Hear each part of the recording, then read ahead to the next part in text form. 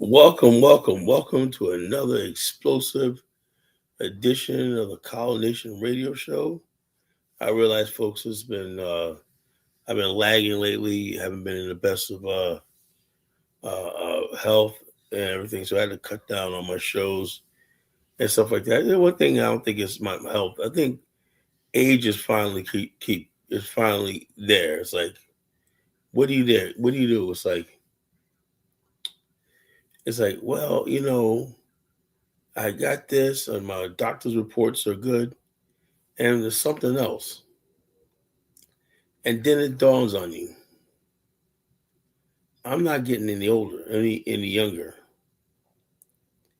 And so age does play a factor in going on and your motivation and stuff like that. I tried to ignore it, but I'm like, damn, man, I'm getting old. So, nevertheless, whatever strength I have in my body, all six Infinity Stones, I am going to be called Thanos and whatnot. And we're going to do this mission, but it's the last thing I do on this earth. But I can promise you that. Then I ain't going nowhere. Just maybe a little rusty and slow, because I'm getting older. I would love somebody else to take the mantle of this.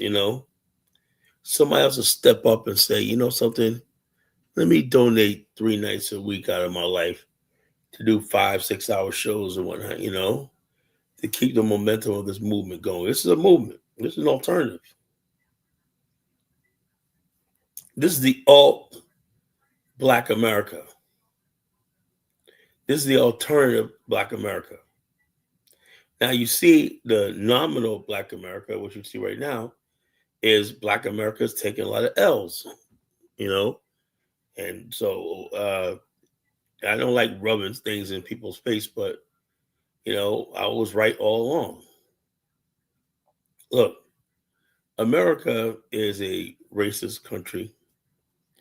America is a country built on white supremacy, not so most of our supremacy, but it built on the fact that white people matter the most. Now, if you're willing to play second fiddle to that and live off the crumbs that that table of plenty creates and everything like that, then you could do all right. Yeah, there is another alternative. The alternative is to be your Uncle Remus type, shucking and jiving, being happy. You could be somebody 1776. You could be Officer Brandon Tatum, somebody that sits there and talks about black people all day. You could be a complete buffoon like Jesse Lee Peterson. Now, if you want to go down that route, whatnot, you'll be rewarded. And it's like, look, white people love people who spew their friggin' nonsense. And I'm going to tell you about what their nonsense is. I'm not convinced that what I'm seeing right now is justice. I'm not convinced that Carmelo Anthony got justice. I'm not convinced that the situation in South Carolina, that kid Cyrus, got justice. I'm not convinced. They always say, justice uh, requires what? Strength. Might makes for right. That's the world we live in. Justice will bend your way when you have strength and you can make it bend your way. But justice will never be beholden to the admerciful or people at their mercy. In order for you to be justice, you have to be in a position to rectify and walk away from and defend yourself. Justice only comes when one group of people respects and has a fundamental understanding that that person that we're dealing with can strike back. And there's got to be that element of fear. No people in this world can exist without that element of fear. That's why people have militaries. They have secrets. They don't want you to know everything they got. Keep your enemies guessing. The black man in America, 45 million black people in America, have no defense. We have no way of making anyone fear us. So if you have no way of making you fear, you cannot hold anybody accountable for anything. So therefore, you accept their injustice as normal. You'll say stuff like, well, Carmelo Anthony shouldn't have had. Look, self-defense, white people are always talking about self-defense. They're going around saying Chud the Builder had a right to self-defense by shooting an unarmed black man. But at the same time, they got you convinced that a 140-pound kid up against two hulking boys, bullies, that came at could have really done some body harm to him. He didn't have that right to self-defense as white people do. Self-defense is only something that white people are entitled to. There was a couple of years ago in Florida, there was a melee broke out. And it's one black guy, he was a Marine, whatever like that, responsible gun owner. He fired off a couple of shots in warning. Do you know they I think they gave this guy 25 years in a state that has stand your ground. So miss me with that self-defense shit. It's only for white people. What has to be just for one has to be justice for all. Or we don't have a civilization.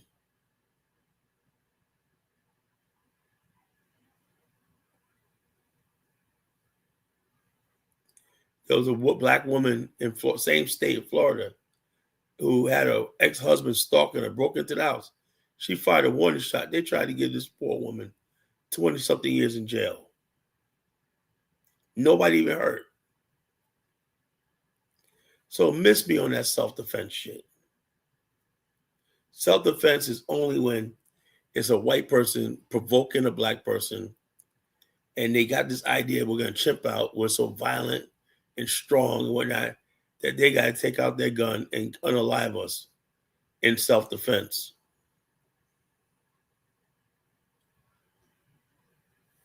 So miss me with that nonsense about, self-defense. No. If you're going to do it all the way or just keep it out of your mouth.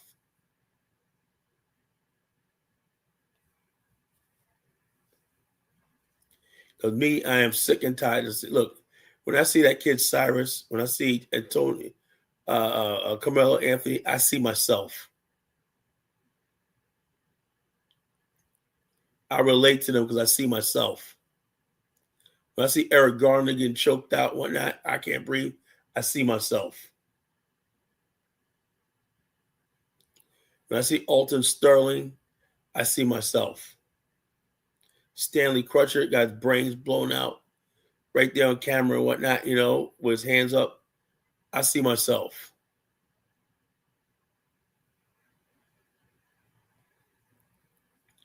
But I think black people, and something, when I was watching this thing, I was watching, man, we got to do better.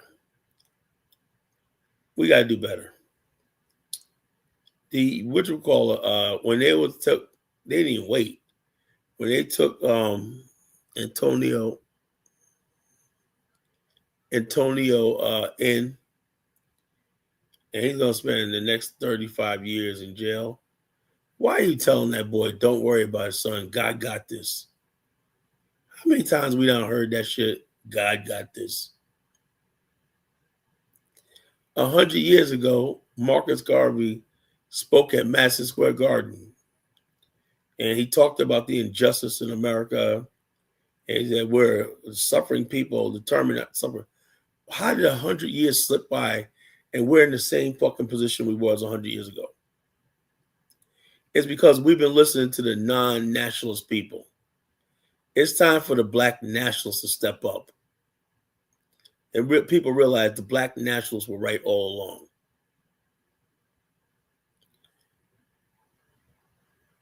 That's why any boycott, anything, if it ain't tied to nation building, if you want to boycott something, why don't we boycott Bank of America? Why don't we boycott Truist Bank, Wells Fargo, and start putting the billions of dollars we have in savings and everything into black-owned banks? We like taking the low-hanging fruit, Asian businesses and whatnot. Come on. That's the easy way out.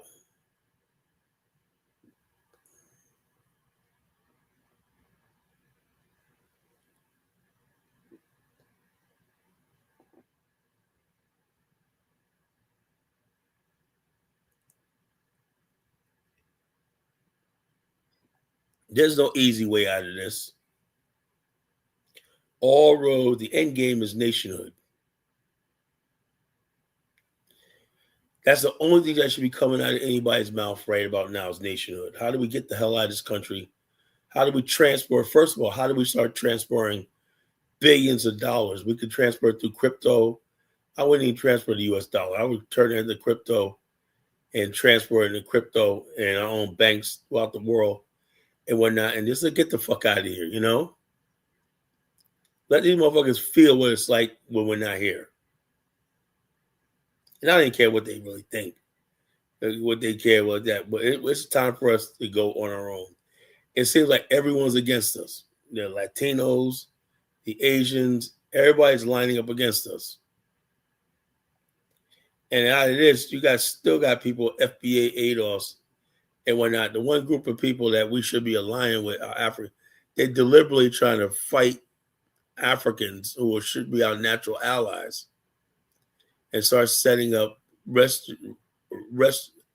refuge in different various African countries. That's another thing I notice white people they're afraid of.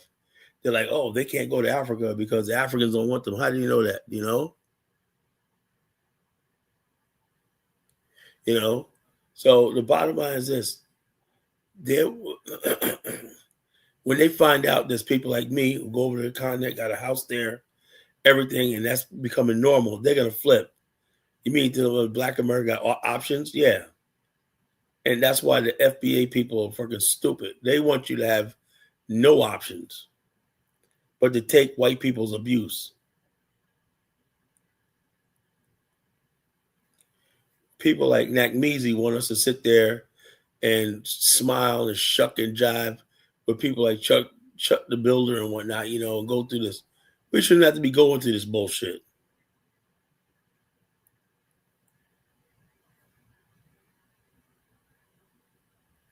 These people are talking about genocide. When it's reached this point when they start talking about genocide openly, and they be showing their face and everything, they don't care anymore. They want us gone. They really do believe that we're their problem in America. Not the rich people that run this shit, They don't care about that. They never did. Black America has always been a convenient scapegoat for everybody.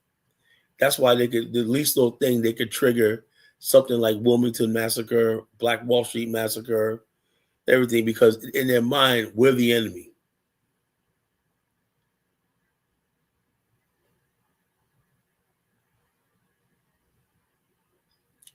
Yeah, I see the way they're treating Africans at the World Cup, and whatnot, treating them like they're criminals and shit. I mean, it's ridiculous,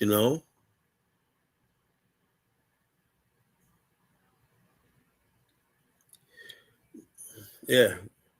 I got a better one for you. We could start something with 2 million Black Americans donating, creating a savings account, which they put $100 a month. And then, and after a while, after 1 year, you got $2 billion. Shit, we could buy our own country with that shit.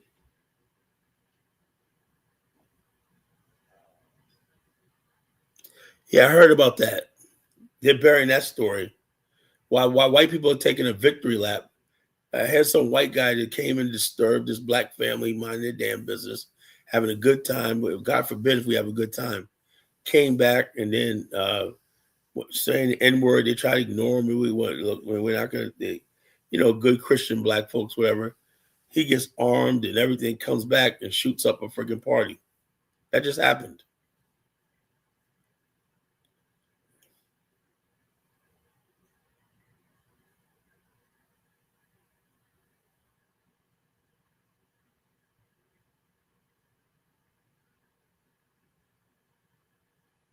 I don't like that dude Zano. Zano's a clown.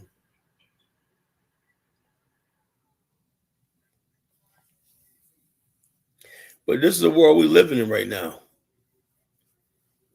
These people basically, but you notice one thing.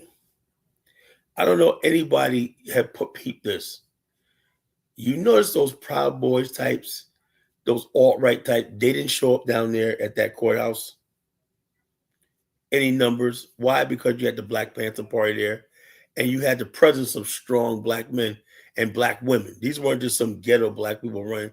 That's what you try to do, try to ghettoize us. These weren't the uneducated black people down there. These are black people from black middle America that had Carmelo Anthony. They thought we were going to abandon this kid. You know, but they didn't want down there talking that nonsense. They were not down there. They knew better. So they know when to where to show up.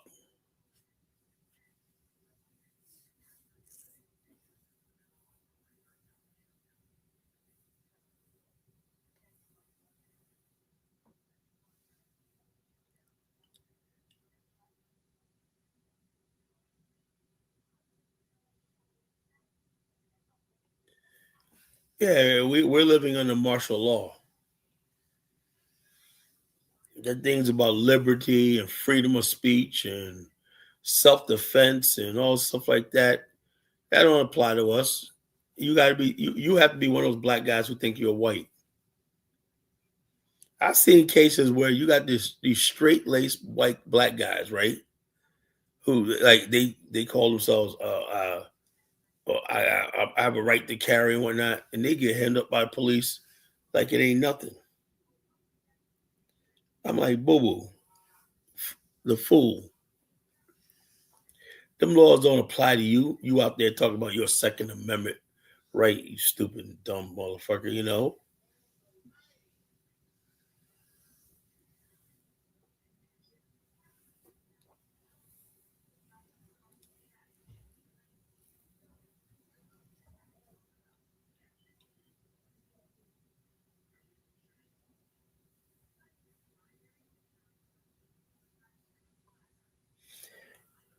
But that's the world we're living in right now. And we gotta stop apologizing for this. Just tell it like it is. A man shoots a 14-year-old kid, says he has a gun in his backpack. What the fuck does that do? The gun is not being displayed when not. You don't have a right to shoot somebody in the back and call that self-defense. That's murder.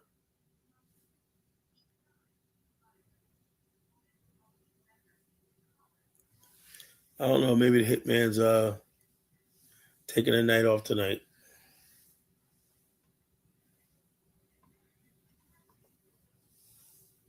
I don't want to deal with nation building tonight. Tonight, I just want to deal with the state of Black America. We're in a serious crisis here.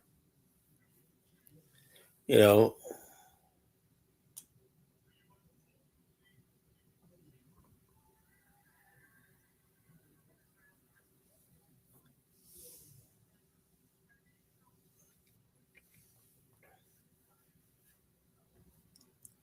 so this is we're just and like I said, what else is there to say? You got this kid walking over to jail. Look, and all of that. The parents of this kid should be arrested. The guardianship should be arrested. This kid raised $600,000 for his Gibson Gold, and they gave him a public defender. Look like, and the guy didn't even bring in no witnesses or nothing like that. That was the shortest trial I ever seen in my life. A high profile trial like this, and I was like shocked. You know,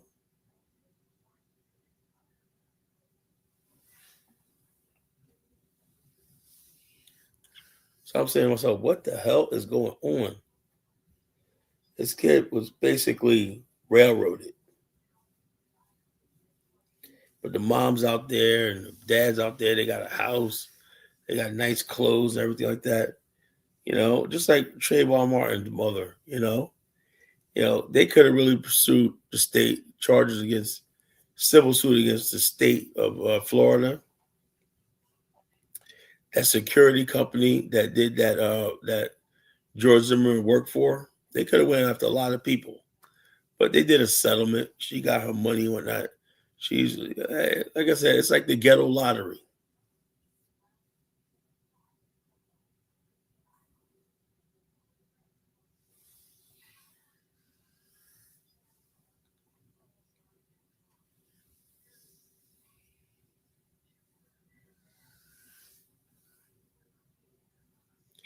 The ghetto lottery.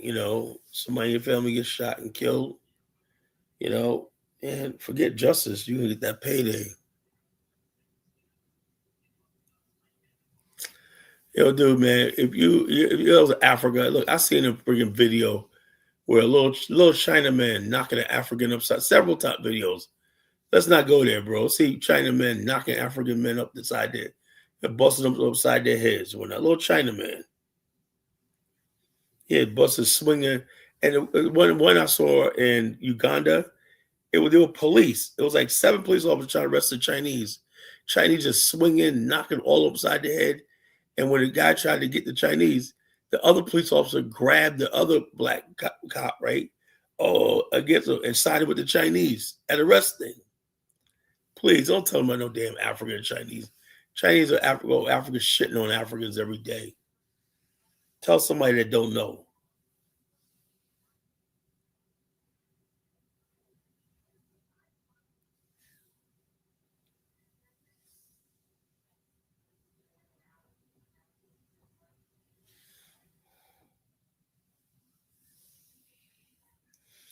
But Africa, when Africa is all the problems.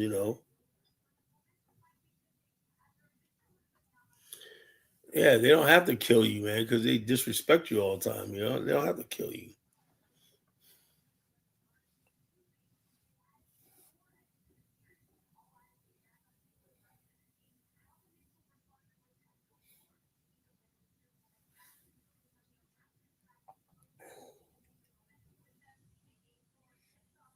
But that's what we're talking about tonight. Black America's taking L's in the justice system. And when one more person says that to me, God got this. I swear to God, I'm gonna go off. God got this. While the kid's walking off to jail for probably the rest of his life, when God got this. What the hell God gonna do? That's what they used to say to Negroes when you're about to be sold to another plantation and you're screaming, nah, you don't want to lose your family, your mom. You're never gonna see them again. Don't worry, son. God's got this. How's that working out for us?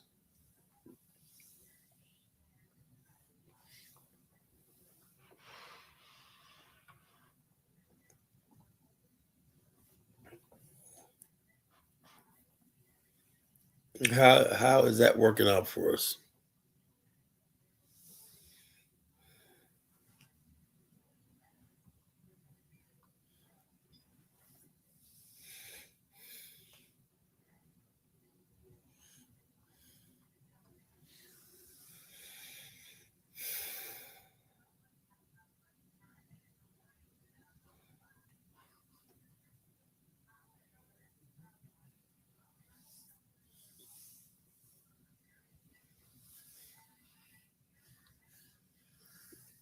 Mama Bumbleclot, whatever your name is, right?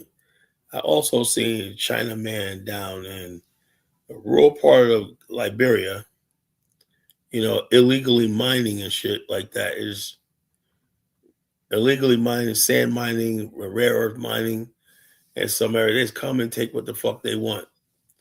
The first impressions of Africa I saw was little 6, 7 year old kids out there mining bags of sand for their school fees to go. And who owned the same mining company? A Chinaman. So miss me on that. What y'all talk about? What y'all gonna do about the Chinese? Man, stop it.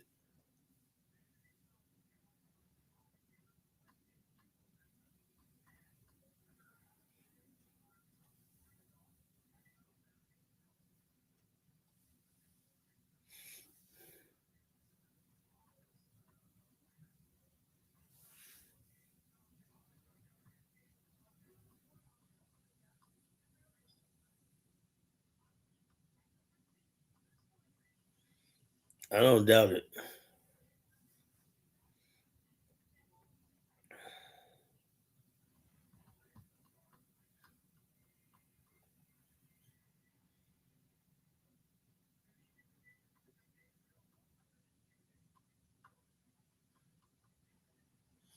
Man, Chinese are all over that whole region, man. Stop it.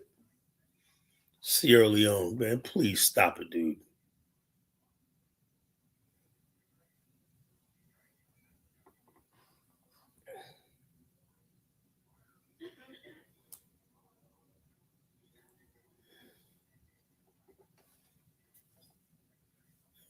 I wish I had a better story to tell you as far as like Africa. Hopefully, the work I'm doing, we could change the narrative and everything like that. But Africa's not there yet.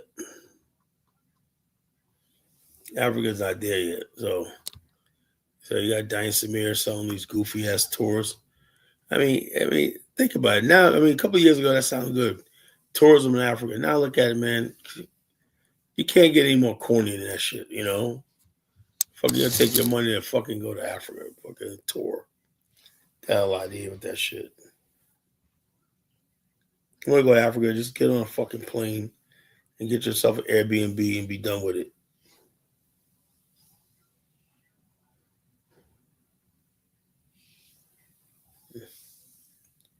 Africa. The thing is, though, Africa does not belong to the Africans.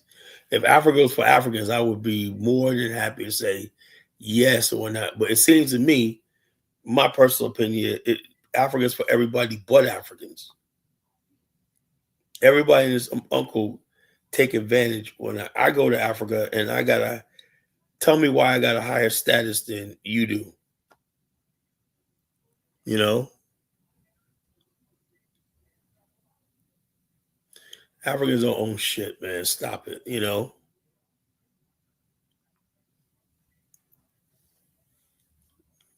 you know who owns Africa? The French.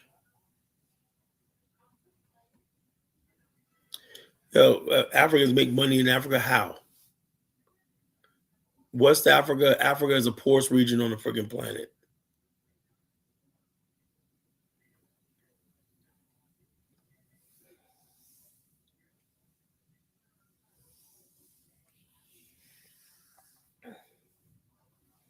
But you need to be talking about the Lebanese and these people that are really making money in Africa. You know,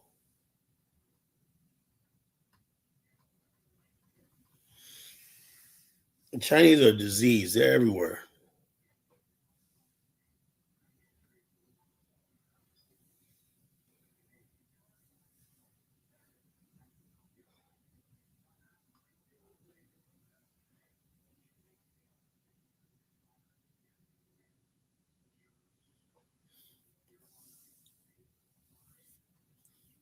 I'm not saying all the time. Yeah, there are exceptions to everything like that, but please don't make it seem like the average rank and file African is doing something in Africa. No, if you're politically connected, whatever like that, yeah, you're fine. You come from a political family, a dynasty, whatever like that, you'll do good in Africa. You know, I know for a fact. You come from the right tribe, whatever, you'll do all right. But the average African is no, it don't work like that. You know.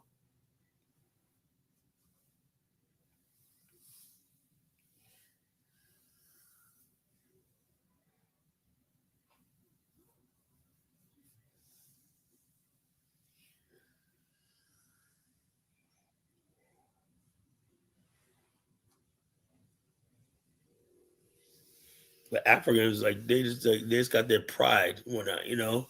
You can't see the fucking open sewers. You can't see the fecal matter trash pile up. the flooded streets. So Ghana's like a flood zone right now. Trash and shit floating down by you. Why it's a fucking mess. The rainy season in Africa is hell.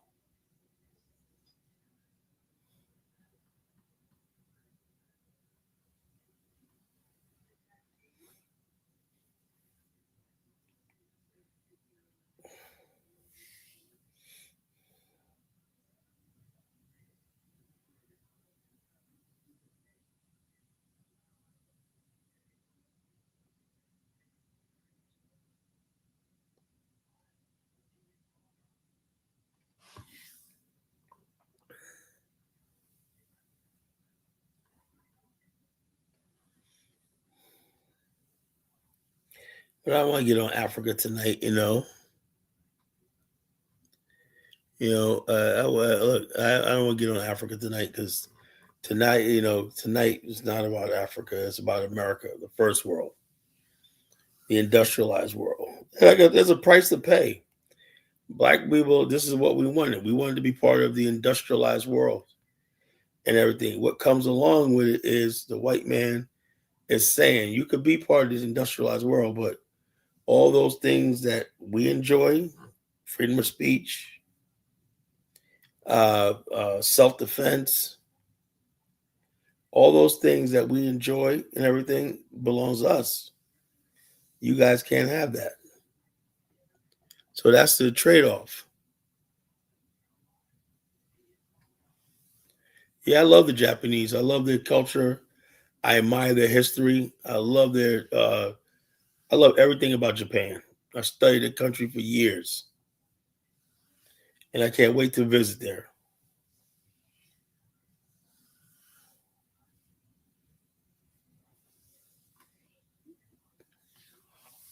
You're gonna do tours. That's what I would like to do a tour too.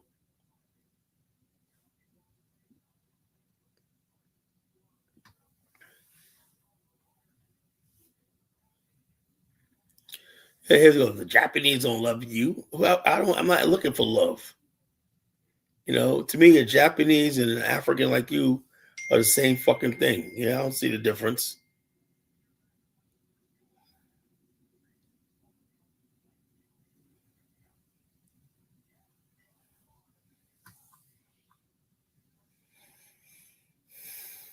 Well, that's another thing we gotta get out of this idea that okay, that the only place is Africa. No, you got black people in America now living in Thailand, Spain, Italy, Portugal, Australia. There's other places around the world. So it is what it is. And there's parts of Africa, when certain parts of Africa, like South Africa, is coming up, Rwanda is coming up, Botswana is coming up, hopefully Angola. We're gonna make Liberia a place too. But other than that, man, we don't need the whole fucking continent, man. Don't get that twisted.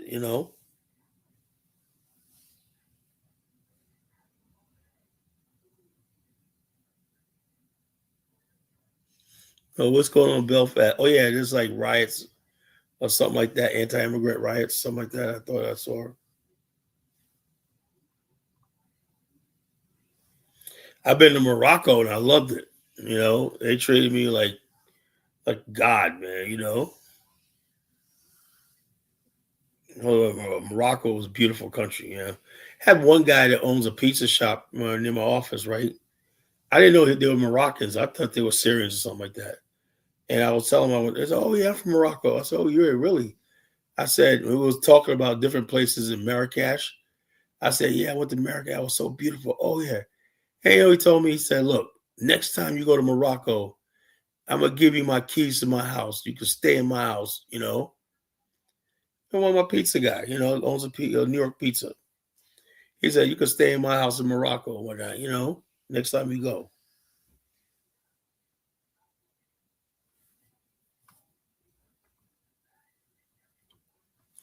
So I have no problem. I have no problem where I go.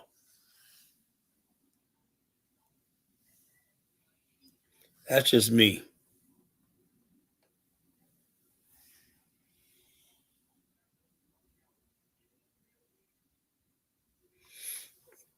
But now it's more important that Black America stick together. While we're here in America, we need to stick together, come together as a people. Forget everybody else. Everybody else is against us, right? The Europeans are against us. White America is against us. The Mexicans are against us. The Colombians, the Cubans, the Chinks, the Africans, everybody's fucking against us. So we just have to basically uh, close rank, close rank and just start building alliances among ourselves and then find out who our friends are and our allies are after that. But it's important that Black America come together right now.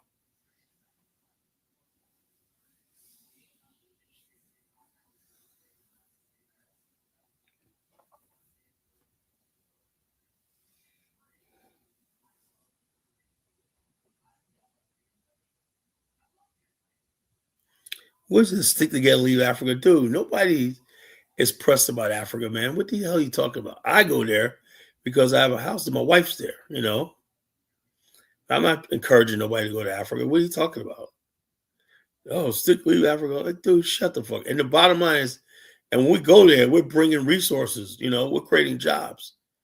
Look. I was planning on going to Angola only next year, but I got so many Liberians now who want to join my organization, and it's exploding beyond what I can handle. I just can't walk away from Liberia at all.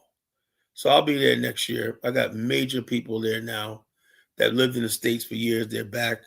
They got land and everything like that. And they're like, wait, I said, I don't look, I get offers of opportunity all the freaking time. And all I do is just give advice because I got good business sense, whatever. And I'm not looking for any money for anybody. So it is what it is. So we got we got International Focus magazine. We got large numbers of young Liberians out there as correspondents, writers, everything like that. We're doing everything from fashion shows to business events. We got a business event coming up in July, at the Boulevard Palace. And we're bringing major investors from Atlanta, Houston to Liberia, and they want to explore the rest of the continent. But the bottom line is this: we even brought Raphael Warnock, a senator, there last year. So we're doing big things in Liberia. Big things is going on. It was this group, the Blanford and Thompson group, that brought the first African American hotel chain to West Africa. That was Robert Johnson's hotel in Candagia, Liberia. They're the ones who did that. And also, we're getting Delta to resume direct flights to Monrovia again. So we're doing a lot of a lot of good things in the continent. But like I said, like Liberia is the responsibility of Liberians. I'm not going to take on that responsibility. So all my Liberian brothers, they call me for advice and everything. I coach them, give them encouragement and everything like that. But I cannot be a Liberian. I am not a Liberian.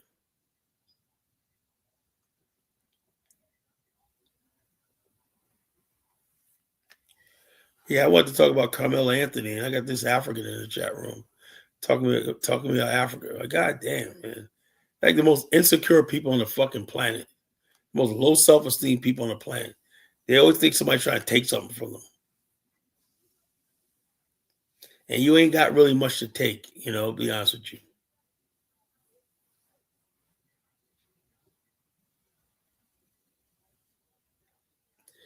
I don't know about Congo, Brazil, because it's French speaking. I don't really know about that part of Africa that's French speaking. I don't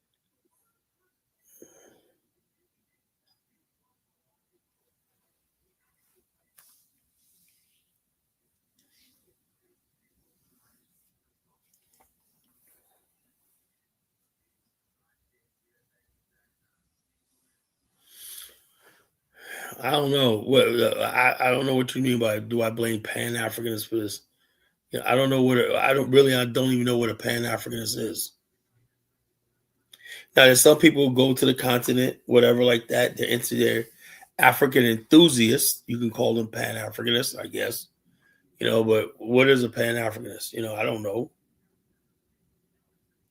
One time people called me a Pan-Africanist. I said, I never said I was a Pan-Africanist.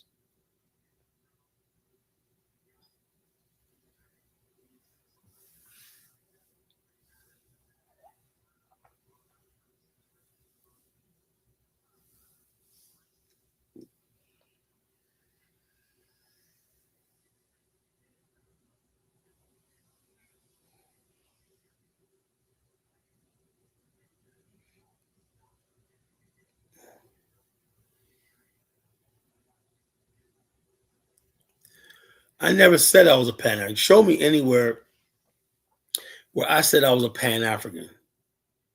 That's why you fucking fools jump on here, don't know what the hell you're talking about, know nothing about me, and talking about I'm a Pan-African. Look, I don't believe in forcing myself on nobody.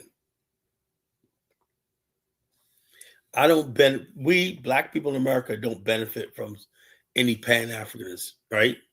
Africans have a lot to gain from that. For example, all the opportunity and resources in Black America. The Essence magazine, Essence Fest thing showed you right there. How's that equal? Pan-Africanism has to be equal. It has to be something equality. The Africans took over friggin' Essence Festival, Africanized it, destroyed it, and everything. But we can't go to their venues and everything like that and take over whatever. We can't do that. But we got to open ourselves up to everybody. We got to be opening ourselves off to this god awful Jollof rice and shit. The fuck. If we don't want to be Pan Africans, then what you do is stop coming over here. Like, I know something. And this guy, man, just keeps me talk. What's up, Dark Migo? Talking about Africa, but I don't even want to talk about Africa, right? Because, like I said, it's Africans like this guy that's annoying. He's a major reason why we have a diaspora wars, And I'm going to tell you, Black America is used to having a certain standard of beauty in our women. Look at the 90s, the 80s, 90s, everything like that. We let more Africans into our places like magazines, fashion shows, and whatnot. And the beauty that we once treasured is gone. And they're putting more indigenous African looking women up there. And I'm saying to myself, well, what about my sisters over here? Our women don't look like the Dora Milaje of Wakanda. So it should completely changing how the image of Black people and whatnot. I'm saying to myself, now we like Lupita. We thought she was cute. We like everybody like Lupita. We do not like Cynthia Erivo. You can keep her. Take her back. We like Chiwetel Ejiofor. He's a good actor. We like him. He's by with us, whatnot. But some of you fucking actors and whatnot, we don't want you playing us in roles on TV and film. Play your own characters. Tell your own history. Everything can't be about Black America. So we'll always guard it with that. I never agree with that shit. Same thing with some people say, what about Black Americans playing African roles? Same freaking thing. I think an African should play an African role. Jealous of what? What? In order for me to be jealous, you have to have something that I want. Really. You have to be something I want. I don't want to look like you.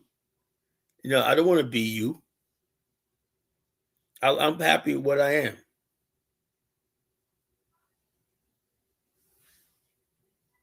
Jealousy implies that I want to be what you are, And I'm like, no.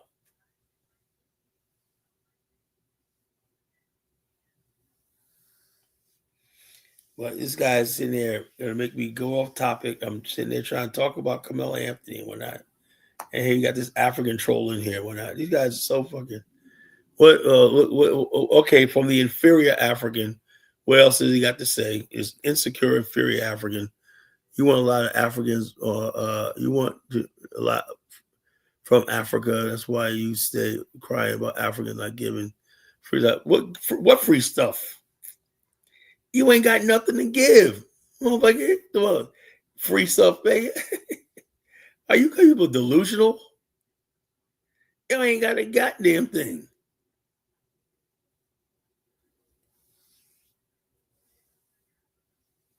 Besides some dusty ass swampland somewhere.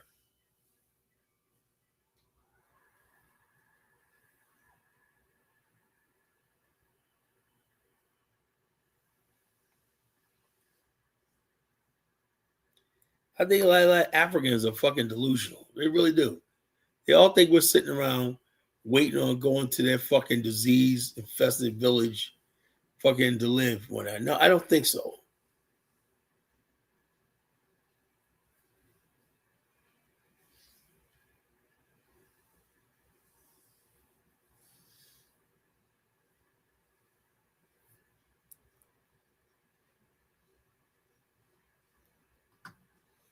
But back to this topic, you know, we have a really serious problem here.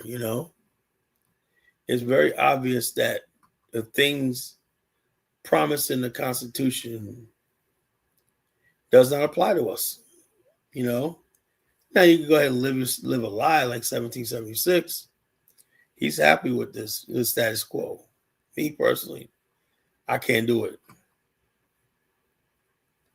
In the words of Patrick Henry, give me liberty or give me death. In many ways, I'm a fucking true American. The freaking true American wants liberty,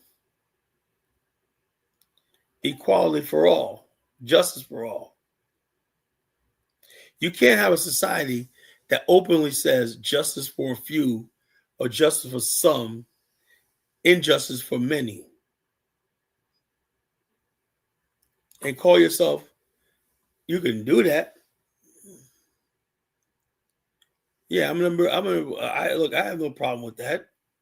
I'm a real American. So what the fuck? Okay, shoot me. Act like that's a fucking problem, Well, let me tell you something, brother. Mama Boom Shakalaka, whatever her name is, right? When I go overseas, the first thing I do is pull out that U.S. passport and let everyone know I'm an American. I'm an American asshole. I never said I wasn't an American.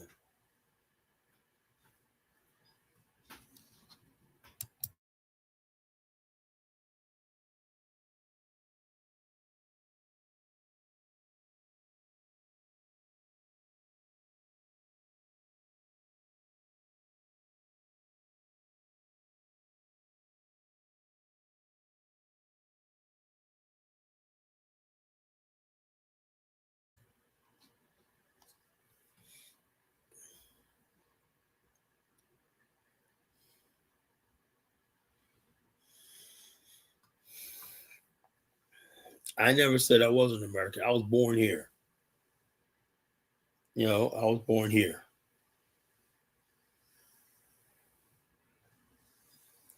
And I'm in good company too because everybody great and famous as black came from here. Everybody from Muhammad Ali to Mike Tyson to all the inventors, scientists that we put on the map and everything. All the freaking great people that Black America created. Yeah, I'm in good company.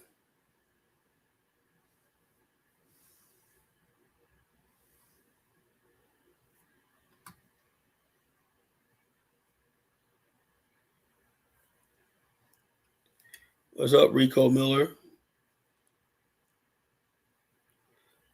Dealing with I'm trying to talk about Carmelo Anthony and whatnot, and I got this African, I got this spear chucker in the chat room shooting poison darts at me, Like, shit, Mama Boo Shakalaka shooting his poison darts at me, shit me in my ass.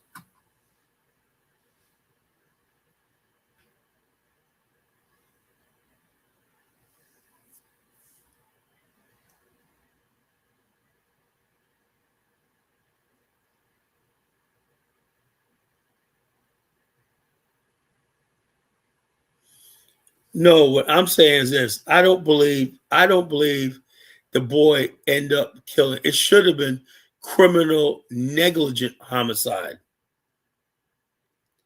That's what the charge should have been. It should have been criminal negligent homicide or manslaughter. When you said first degree murder, that implies he intended to kill, went there with the intent to kill him. That was fucking wrong.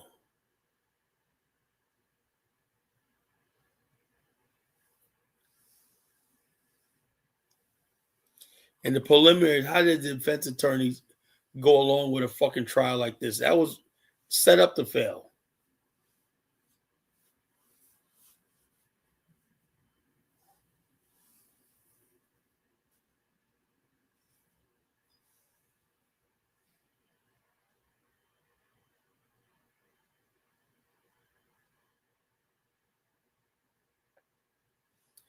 Man, Baruti, how many times did I tell you Pan Africanism is fucking dead? It's a dead ideology, right? Because if right now, you know, if what at this point in time, Baruti, I'll be honest with you, right? I work in Liberia. I'll be working in Angola. That's just me on my small scale. And then, like I said, I'm going to be starting, soon. I'm going to start a fund. I'm going to start purchasing land in both these countries. And people are going to show me whether they are down with this cause or not. We're going to have a give, send, go set up. We're going to get land in Liberia, build a base camp, and stuff like that. Then people show me what it's all about. Other than that, what the hell is Pan Africanism going to do in our situation right now? Has any of these African countries even said anything about this Carmelo case? No. We're completely alone with it all. Just like we were on the plantations. We're by ourselves. Ain't nobody came to help us. But now, as Black America begins to rise, everybody wants to benefit and get licks and get their little licks and their little taste in on Black America. And I'm sick and tired of fucking these parasites.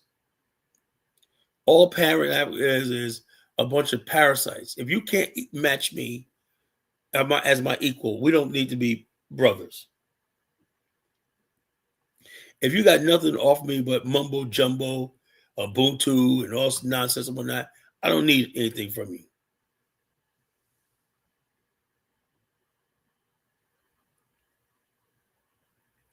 No, it is dead and useless. So, okay, show me how Pan Africa is going to help our situation out with that guy Chow killed that boy and shot in his back. Tell me what Pan Africa going to do for that.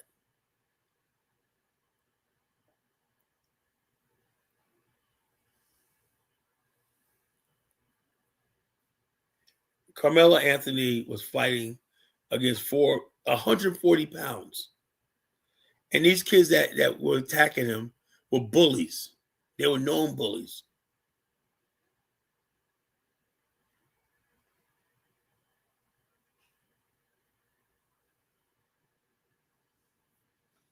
Everybody wants to be all reach out and love a cracker night, man. Get the fuck out of here.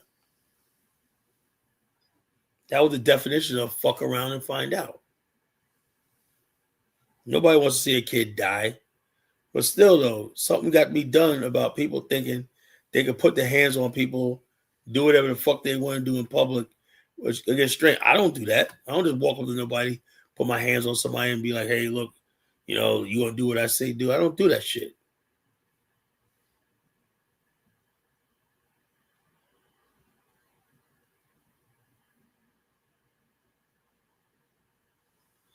And it wasn't even a real knife. It was like a pocket knife.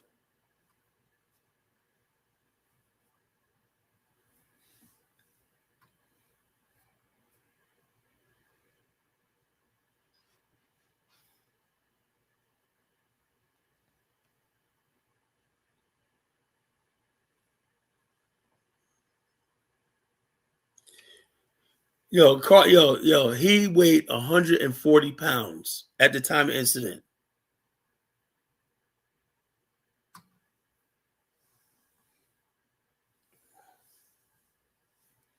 I'm not sure he's some friggin' kung fu expert. He could pinpoint the guy's heart right there. He just stabbed him. Sad, but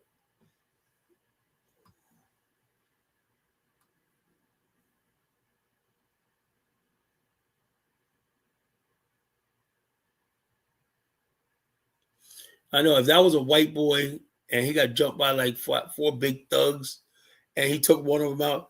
Remember Carl Rittenhouse went there to another state. Let's talk about this. Carl Rittenhouse went to another state, shot people, killed them, and he was rewarded. Oh, it was self-defense. See, the things change when it's black people. So I don't want to hear that's nonsense.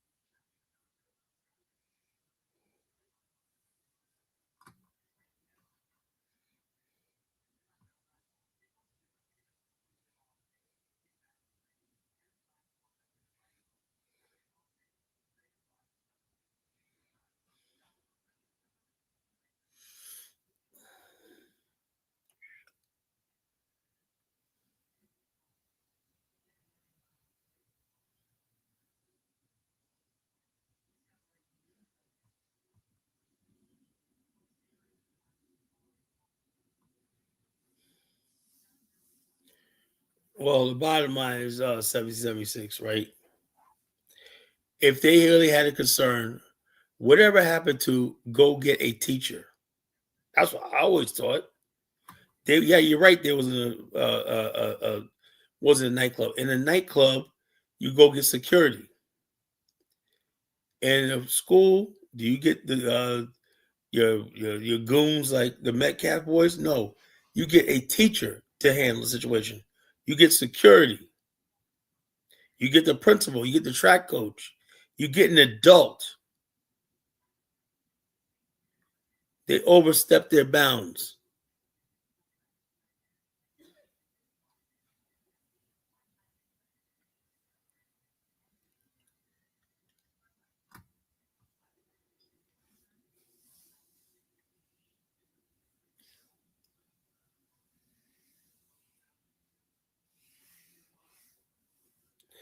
I'm just sick of this double two-tier justice system.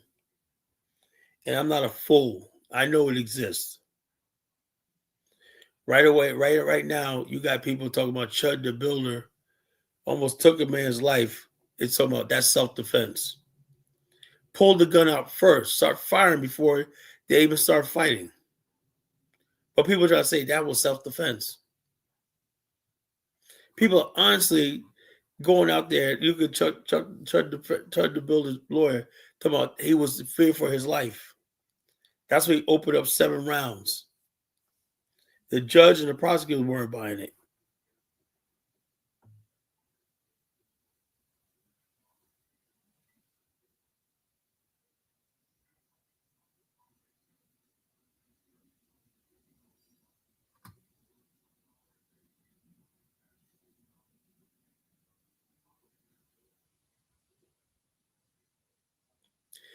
Yeah, so if the crime perception is this, Baruti, so that Baruti, man, is a traitor, a race traitor. Well, when Black Wall Street, black men were wearing shirt and ties, and they were basically minding their business, built nice communities, whatnot, civilized community in Tulsa, Oklahoma. White mobs were dragging those black men in their shirt, Sunday best, and whatnot in the streets and killing them and lynched them. So tell me about what the perception of crime. White people burned and destroyed black thriving towns where people weren't bothering nobody and they were minding their damn business. So it's nonsense about, oh, you got a perception. No, you got a racist country and people like you who think inherently there's something wrong with black people, you buy into that, Baruti.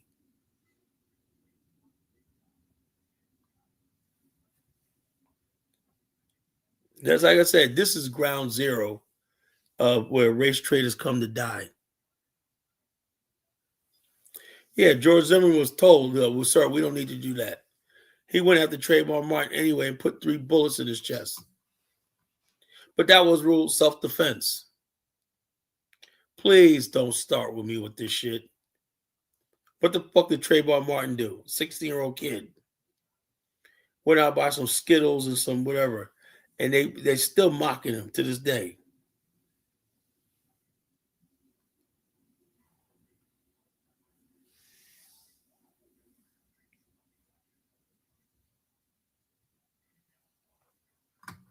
So I ain't gonna say and tell you what the white man wants to fucking me wants to hear, man. You know, fuck him.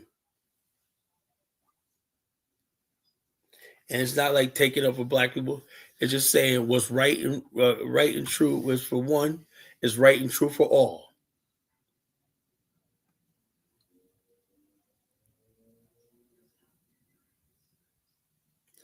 And then what gets me is this: when they had Trayvon Martin's body, he was dead, and they still put handcuffs on him.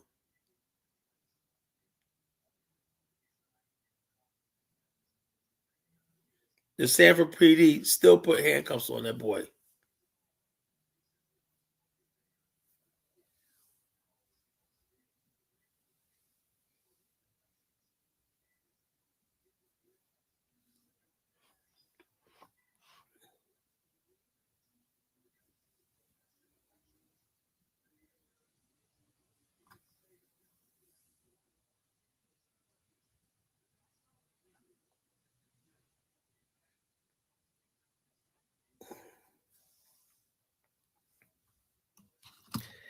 So I'm gonna put the link in the chat room, folks. You want to call in? You want to debate? I'm welcome for it.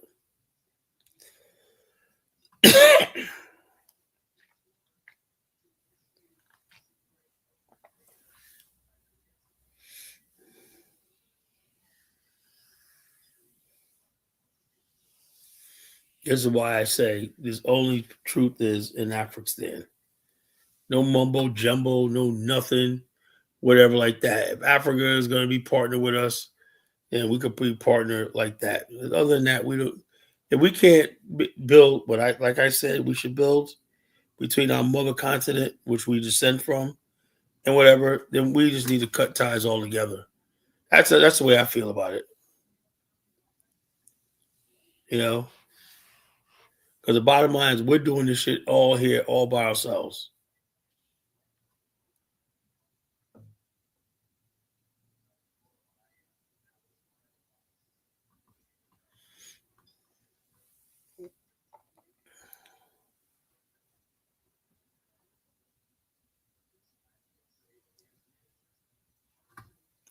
You know, we don't need no damn cultural renewal. You know, well, we need a fucking renewal away from these fucking devils. You know, a cultural like again, you're implying, Brody, there's something wrong with us. No, it's something wrong with our environment here. You're living in a white country that does not accept you, that does not like your youth, that whatever it is, you're not part of this system. That's why people act the way they do. And we have unresolved issues from slavery and trauma. There's nothing fucking wrong with us.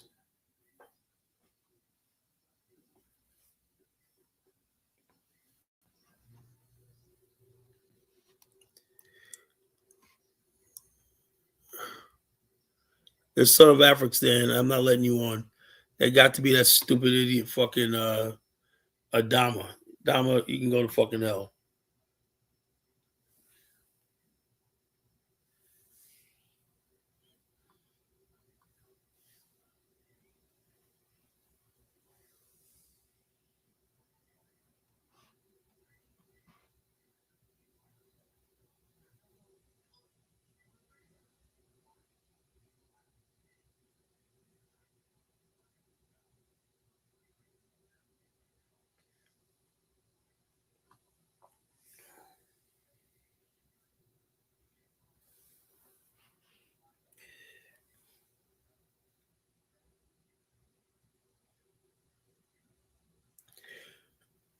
Tonight's a night for black nationalists, not for weirdos.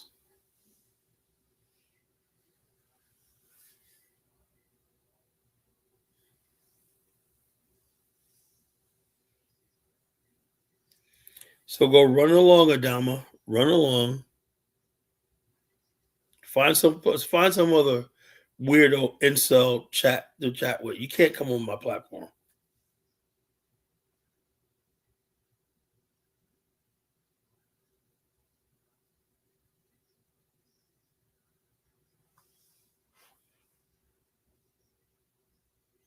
I don't want your good info. You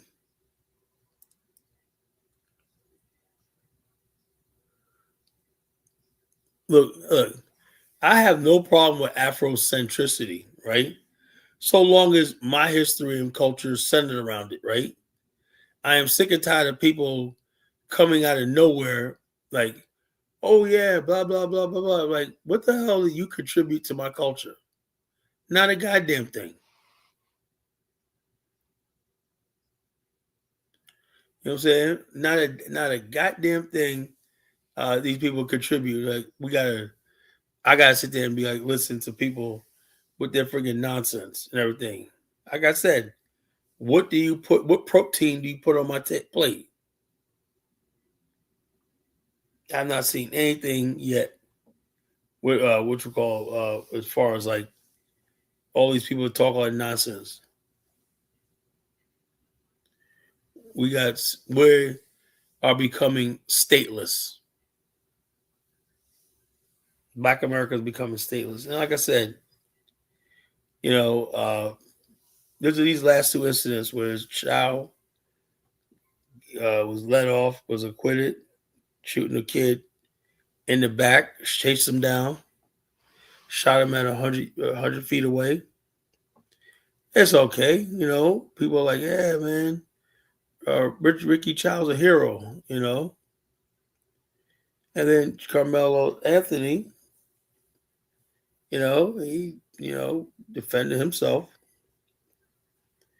That self defense thing goes out the fucking door, especially when you talk about white people, you know.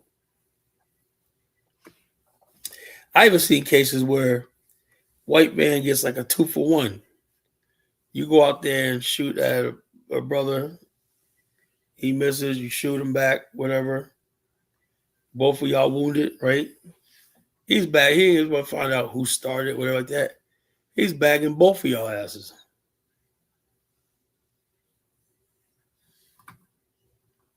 He said, "Man, I got 2-for-1." Well, isn't the whole idea is one person's the aggressor, one person is. Now when it comes to niggas, if we got two niggas out here in trouble, we're taking both of them.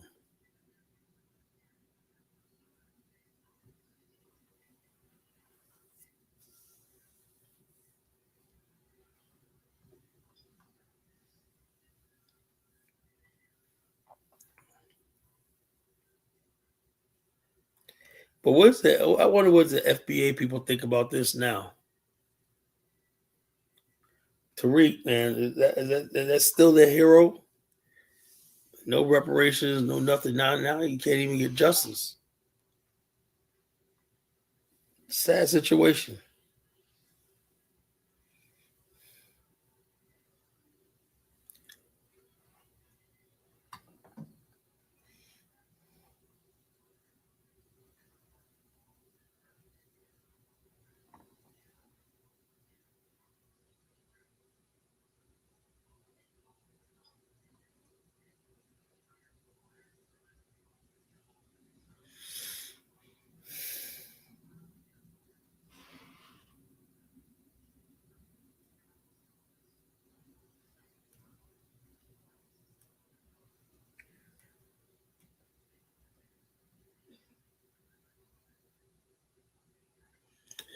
I don't know what Adama, man. I don't know what are you fucking stupid or what.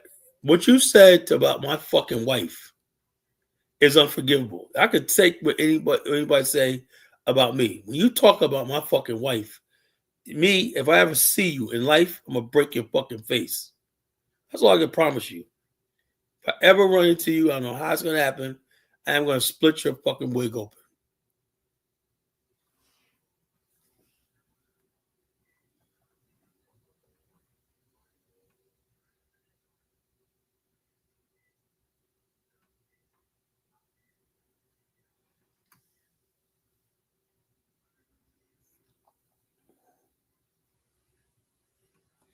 Nagneezy said shit about me. He never said nothing about my fucking wife. A woman.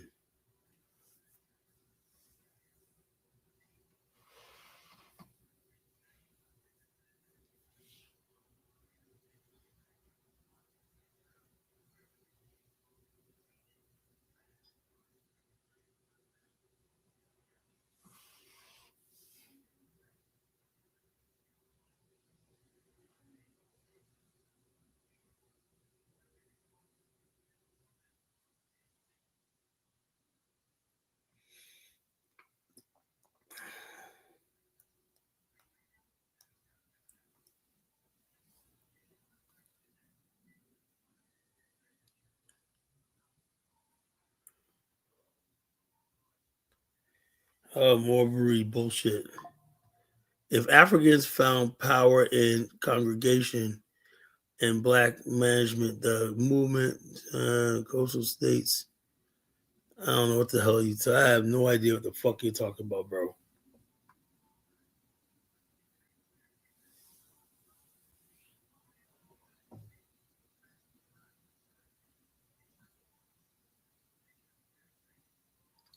I never said I wanted him to go free. His charge should have been, first of all, he shouldn't have been charged with first degree murder. He should have been charged with criminal negligent homicide, right? That would have still gave him at least 15 years in jail, which is fair because a life was taken. But when you basically put it as first degree murder, that doesn't fit the bill.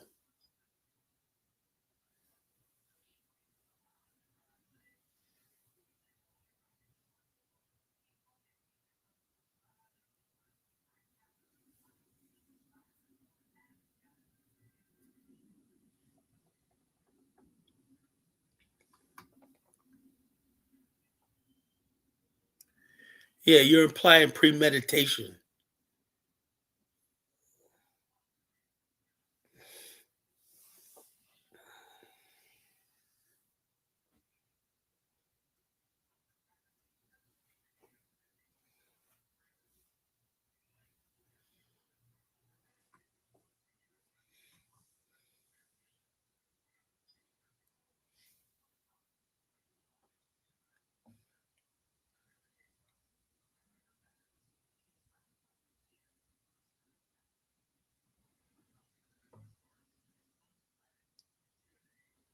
Now it was not no shove. That's what they said. It was a shove.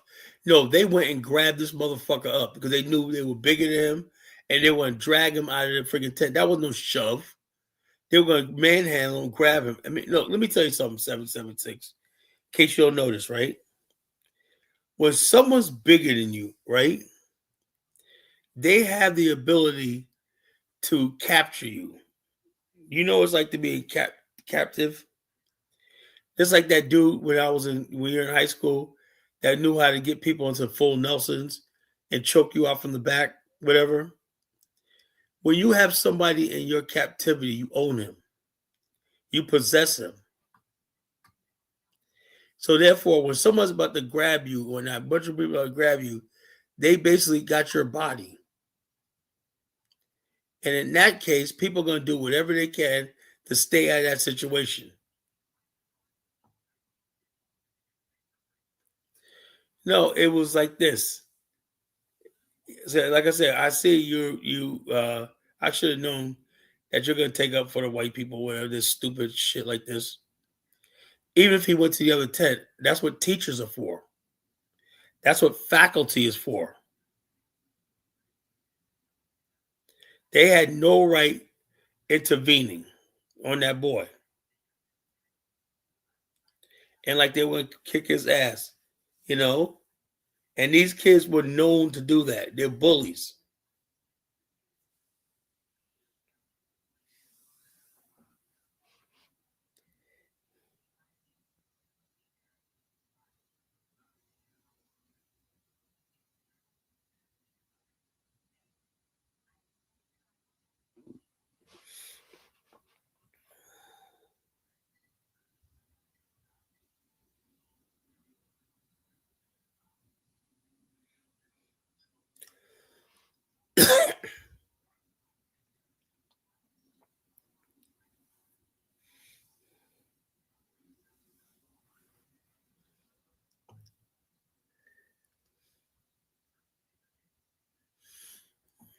Yeah, they knew they were wrong. That's why they didn't go to the authorities. If it was a teacher that came over there, the teacher probably said, "Oh, it's raining outside. Let him stay." You know.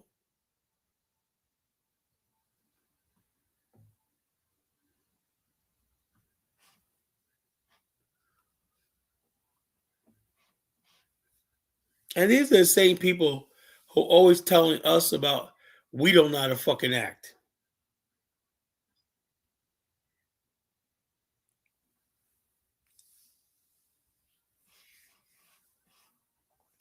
Here you got now. I'm starting to reassess a lot of stuff, right? You got people out there talking about black people don't know how to act or whatnot. This is the core, the country's going down. Look how they act on Carnival Cues. Well, the president of the United States is having fucking UFC fights on the White House grounds. It gets no more low class than that. But somebody 77, he don't see that. But he has all the smoke for a bunch of black women acting the fool on a Carnival cruise, which they paid for.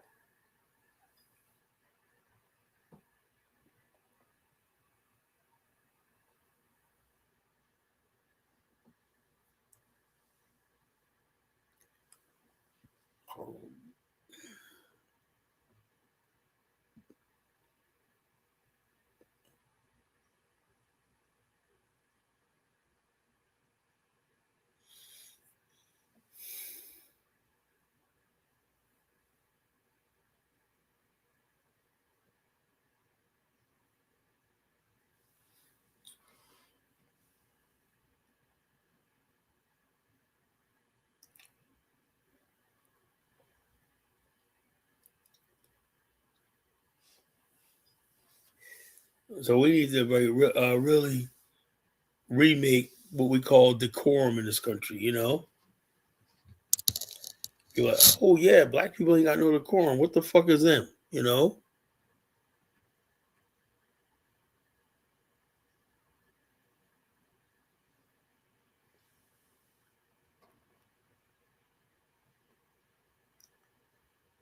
Although suddenly it's not a black or white thing. You ever notice that? When people, yeah, no, this is about black and white. You know,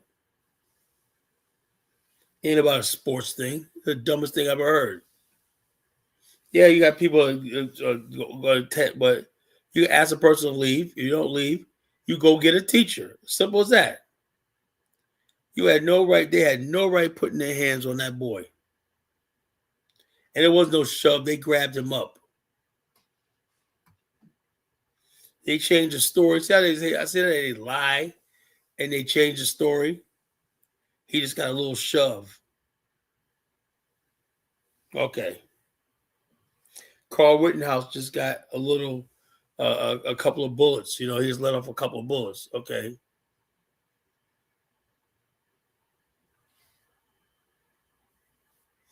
That's what happens when people like 1776 who sees the world through the white man's eyes.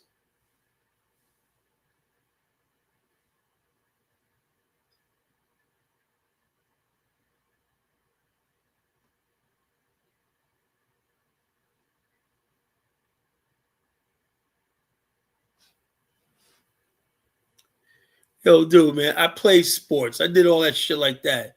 I was part of a clique, whatever, like that. But we never fucking at least on school stuff. We never got into it like that. You know, you come into our neighborhood, whatever, like that. You know, you come into spots we hang out. Yeah, there'll be a problem, but that sounds like some gang shit.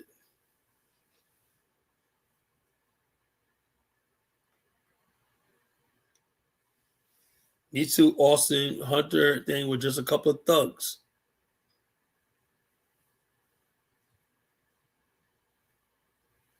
But bottom line is this: did Carmelo Anthony have a right to protect his body and defend himself? Yes.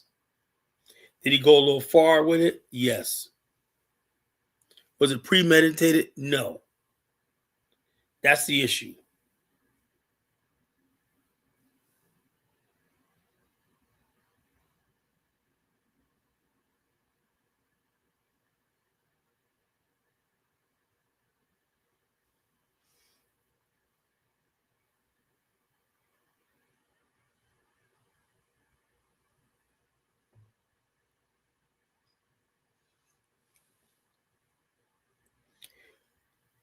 I don't know what Nakmeezy's talking about. Who's talking about guns and knives and whatnot? I don't know. I don't know. Maybe Nakmeezy is taking the 1776 approach to things. See things through the eyes of the white man.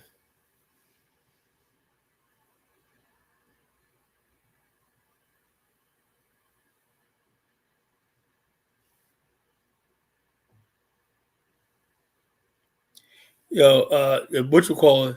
That boy was 140 pounds. The Metcalf brothers were 220. 140-pound dude is gonna do whatever he can to fucking. And then it was a group of them that came after him.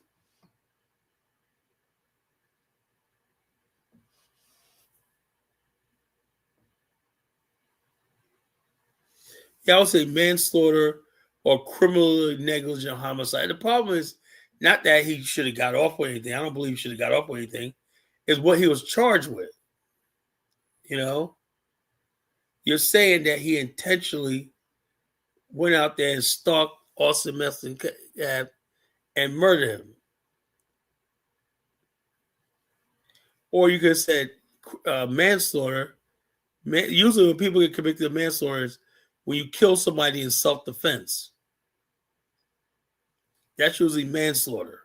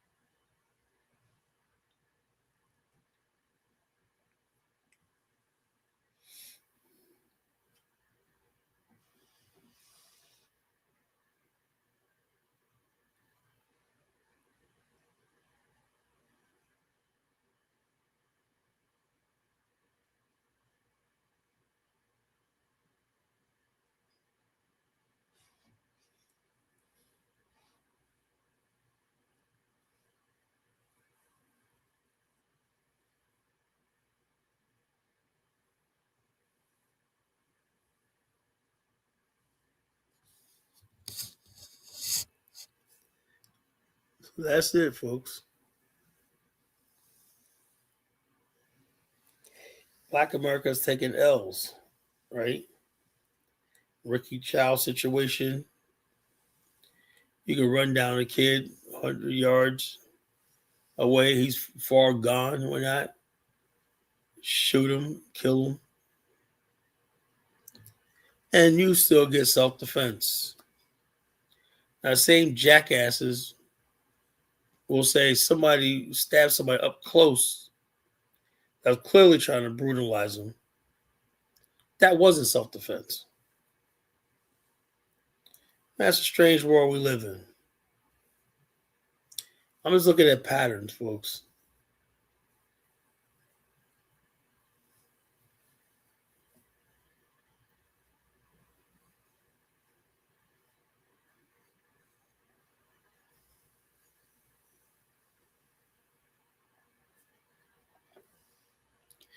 And me personally, as a bigger guy, that's the way I see it, right?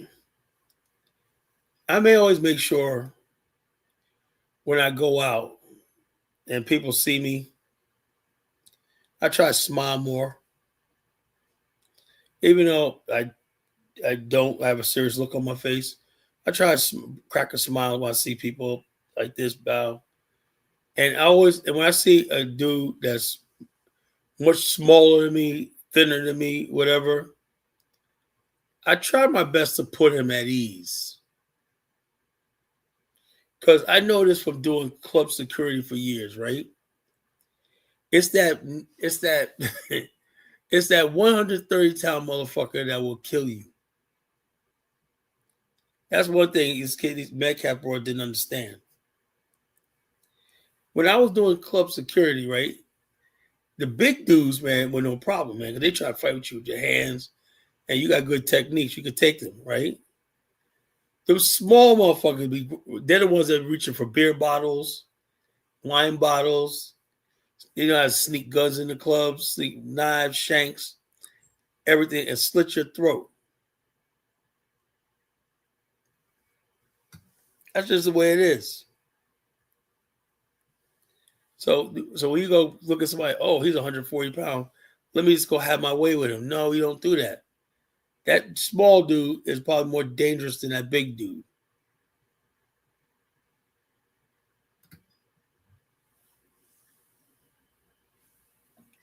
That's just for me doing that shit for years.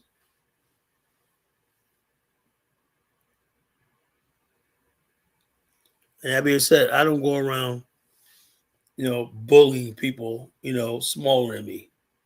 That's one thing I never did.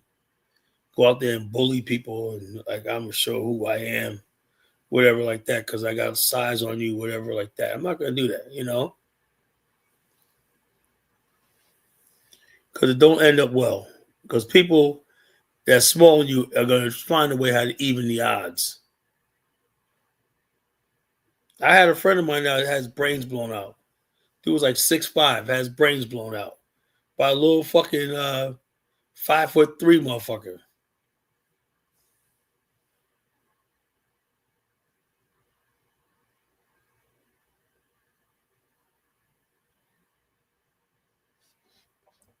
He only came under the tent because it was raining.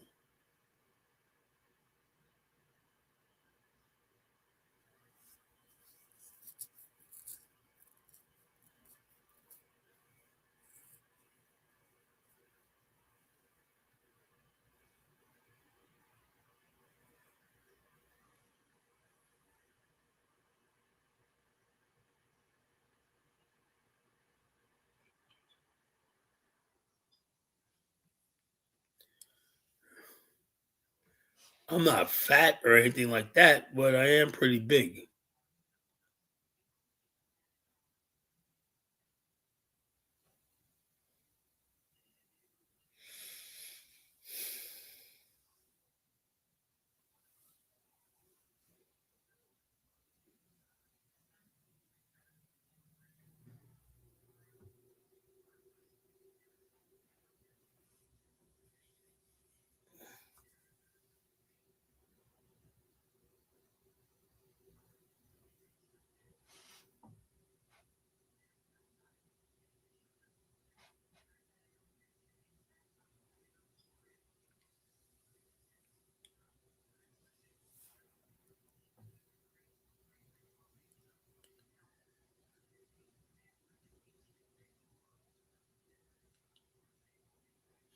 Yeah, this was track. This wasn't like a MMA fucking fight, whatever like that. This was track.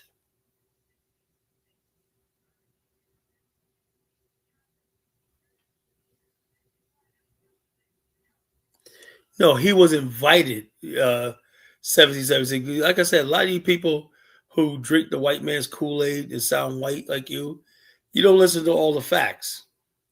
I know 1776 thinks Chud the Builder, his was he shot that guy was self defense. I know it. See, 1776 is a hypocrite. He'll basically defend Chud the Builder, but just basically tell you that he believes Carmelo Anthony is completely guilty.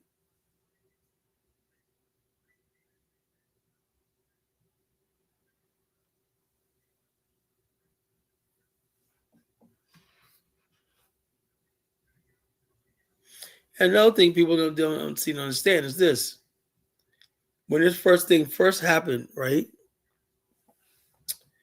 The the gist of what I was hearing a lot of white people saying, well, you know something, you know, sometimes you just gotta take your ass whooping or whatever like that. He shouldn't have resisted. I want you to let that sink in for a second. You're talking about high school kids. What gives this kid authority? That the kids were, well, he had charge. He didn't have no charge over that tent. Nobody put him in place to the tent as security or anything like that. He had no authority to evict or approach Carmelo Anthony.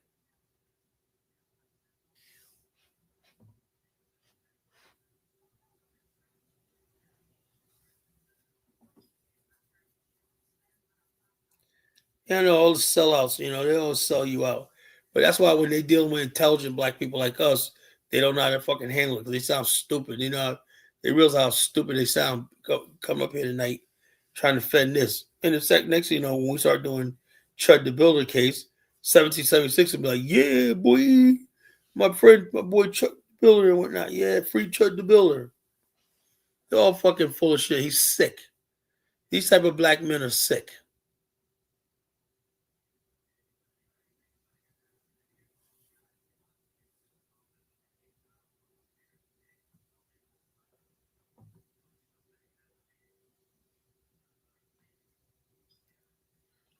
Ain't about no play no damn sports, you know.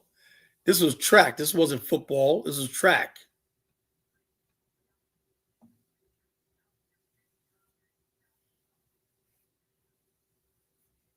And whatever it is, you ain't allowed to have a fight under no circumstances on school property, especially at a school function. Now I wonder did these other kids get reprimanded for their role in this?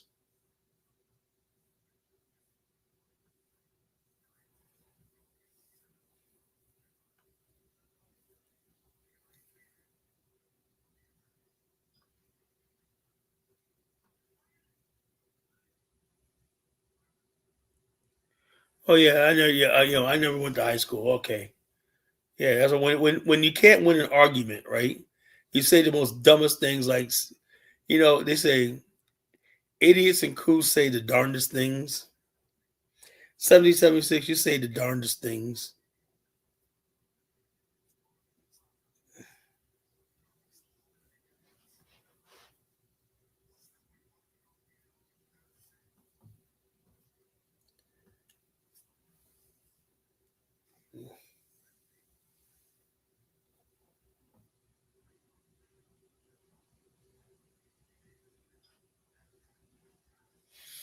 If that's happened so much, then has this ever happened before 1776? No. Can you show me any other time in history where something like this happened at a track meet? No.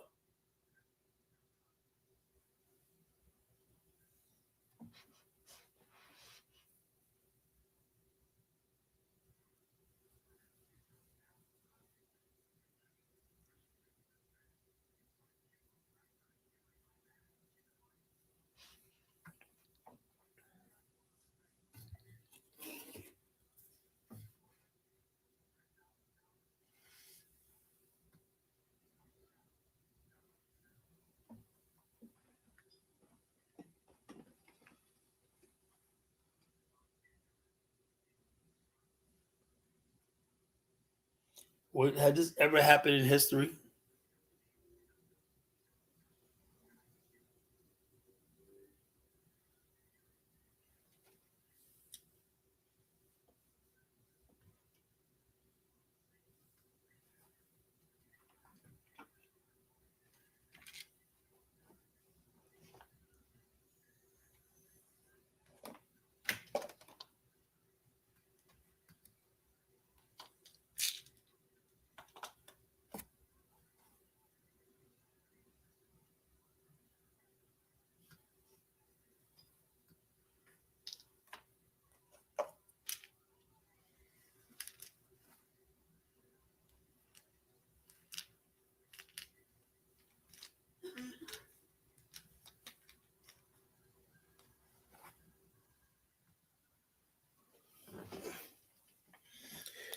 Has this ever happened in history?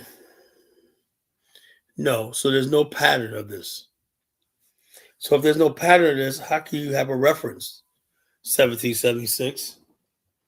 You're talking out of your fucking ass.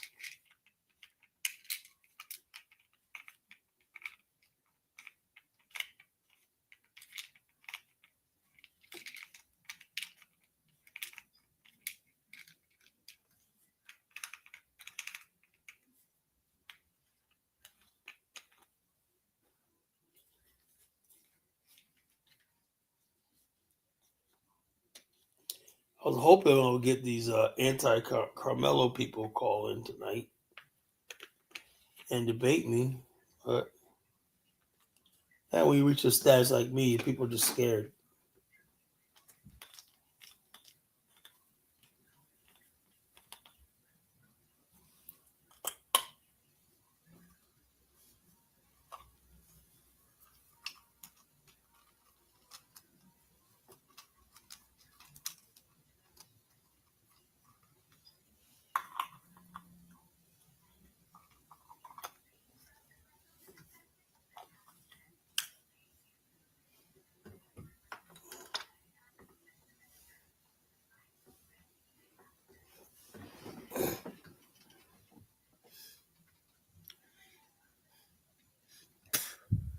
Let's see what DK has to say.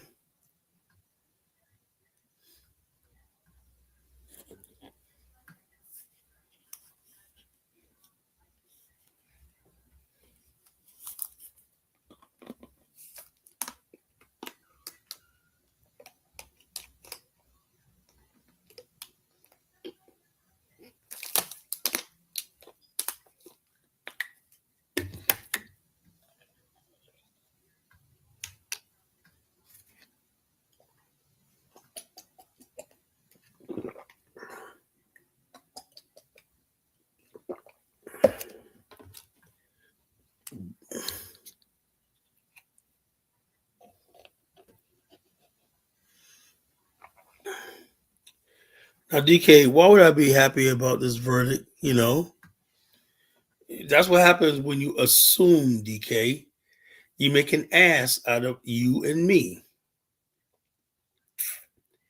I am not at all happy about this verdict. I wasn't even happy about the charge. I think it should have been most man one or manslaughter two. That's what usually happens look, when something is self defense, you fight somebody, and let's say you win and the person dies, right? Because it was self defense situation, right? That's considered manslaughter. The fact that they didn't even bother saying that he had a right to defend himself, that's why they went with murder. Because nigga, you ain't got a right to defend yourself against no white people.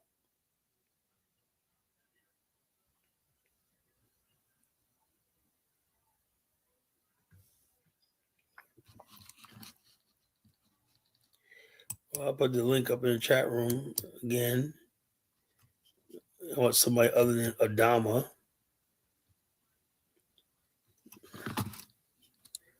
I don't want to hear that motherfucker breathe.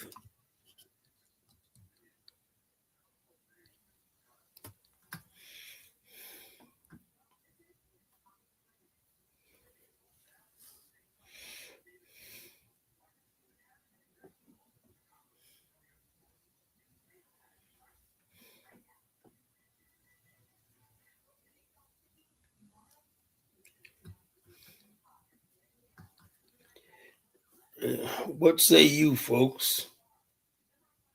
What is your opinion? Black America is taking L's in the justice system.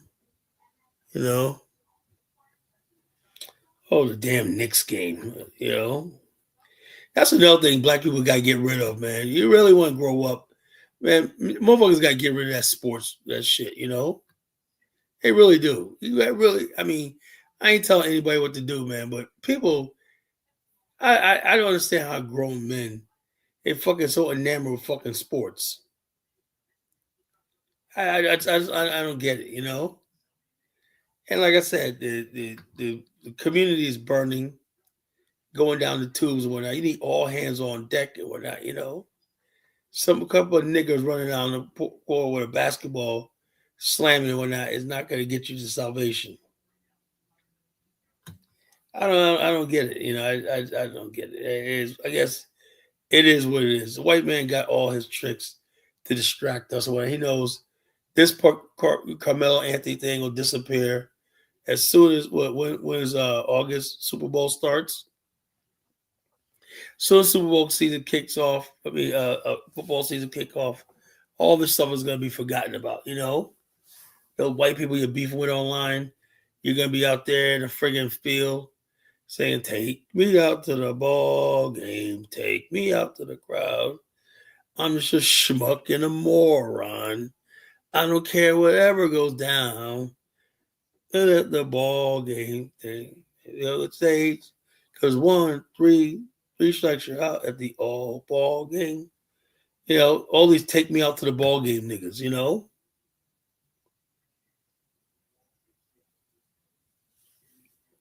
Take me out to the ball game. Take me out to yeah, I know it's baseball. I use it for football too. Take me out to the ball game. Take me out to the crowd. I'm just a schmuck and a moron.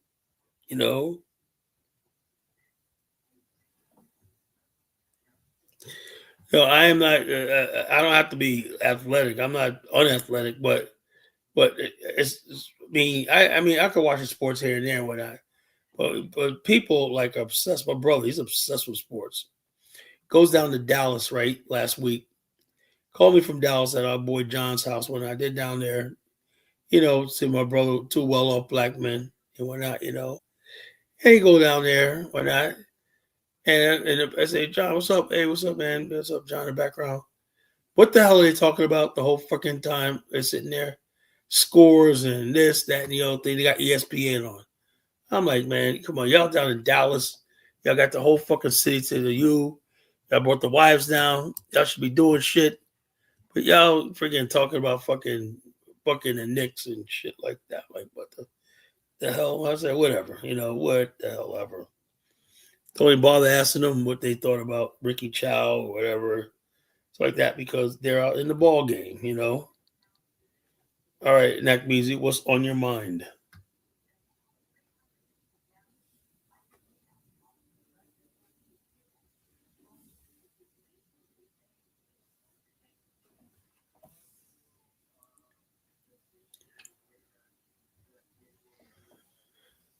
I don't know.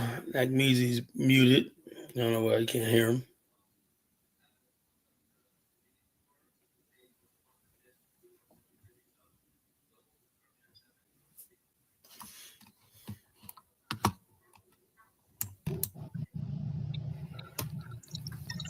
My brother. What's going on? Well, don't be too excited to have me on your panel, brother. Oh yeah, whatever. What's on your mind? Yeah, I just heard you refer to black men as hard R's running up and down the basketball court, but that's another story. Hold on. When I said basketball court, I don't know who's on the Knicks. It could be a white team for all I know. No, you said hard R's. Yeah, You just said I it. could be referring to anybody on the team. Yeah, okay. But now look, We're nice trying. if your son was walking out the door to go to high school, right, to go to a track meet, and you saw a knife sticking out his pocket, what do you tell him? First of all, what he had was not even a knife. It was just a friggin' like one of those little pocket knives all kids have.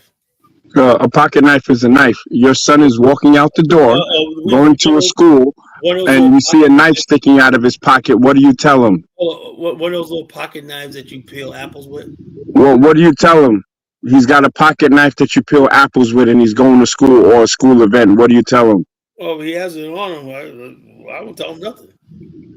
You're lying. You're lying. My father let me carry knives, so what the hell, Oh, come on, man. You're just a horrible debater. Any father would never let their child walk out the house on the way to school with a weapon, okay? And the simple fact is because something like this can happen. In high school, back in the days, even now, if you get pressed, you shoot the hands. If you're pulling out a knife because you're afraid to get jumped, then your father failed somewhere on the line. So This kid bought a knife to I'm not gonna lie, hand fight. Kyler. I said that same thing he said. That's crazy. You see, I, I Colin never boxed or fought in his life.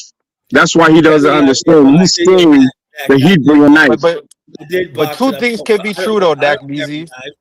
I don't carry knives, but I'm saying like this: the kid had a knife on him, right? And he said he did warn the kid, said, "Look, you get close to me, this is what's going to happen." That's gonna happen, yeah. So that's what I'm saying, Nakmeezy. Like we Yeah, can't. we You know, what can't. I mean, that's what I'm saying. You and Kyler could both be right. Cause think about it. Like you know, what I'm saying. Say if some dude slap you, and you just decide to stab him, though. You feel me? Like that's the consequences on his end. You know.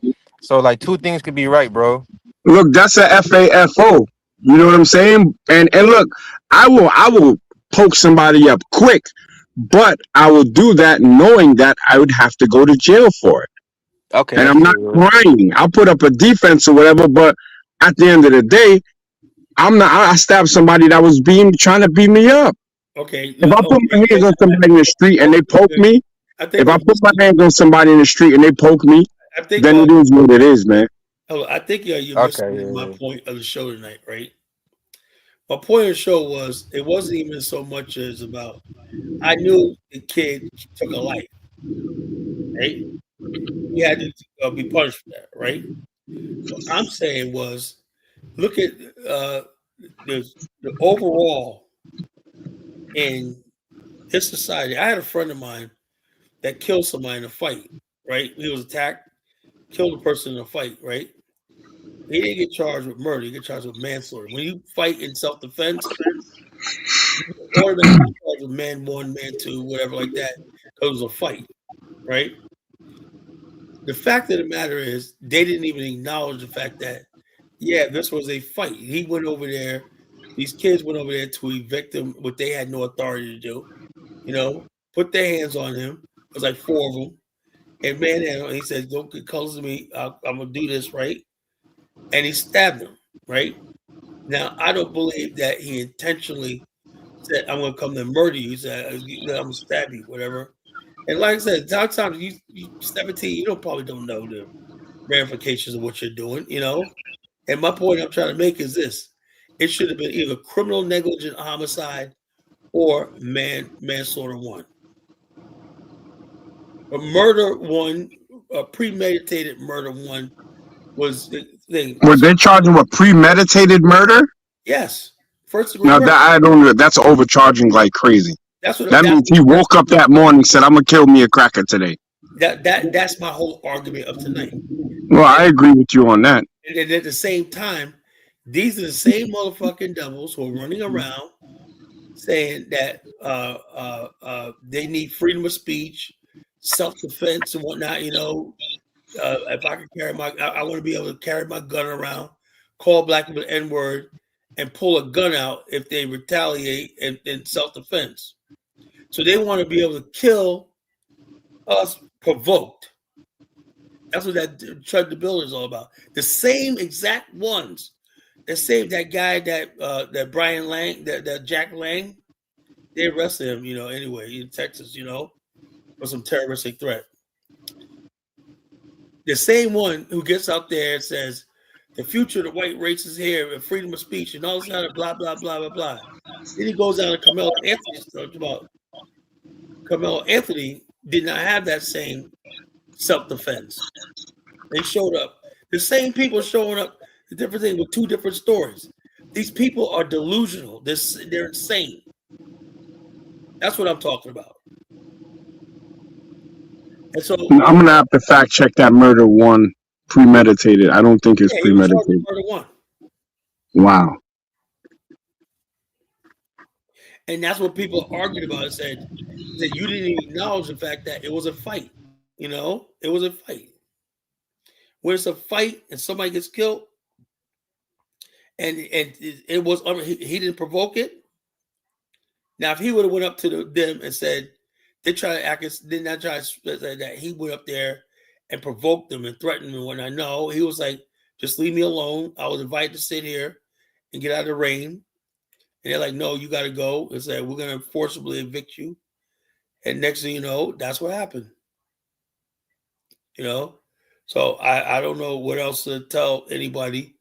It's a two-tier justice system. Yeah, that's why I don't even everybody's surprised. Like they said, black people is like 19% in whatever city he's from. So they should have known they was gonna give him the book. They be giving you the book in Texas, no matter what race you are, especially for murder.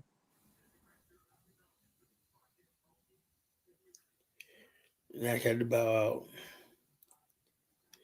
Okay, Hold on, I gotta join and come back. I can't hear you, Carla.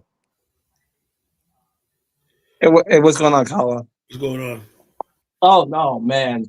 Oh, let's talk about this whole thing. First of all, let's let everybody know what you're watching. That's not a trial you watch. That's a straight hustle. That's a hustle you're getting right there. Because we are okay with being fifth class citizens. Because that's like you going to get no black jurors. Then you have no cameras in the courtroom.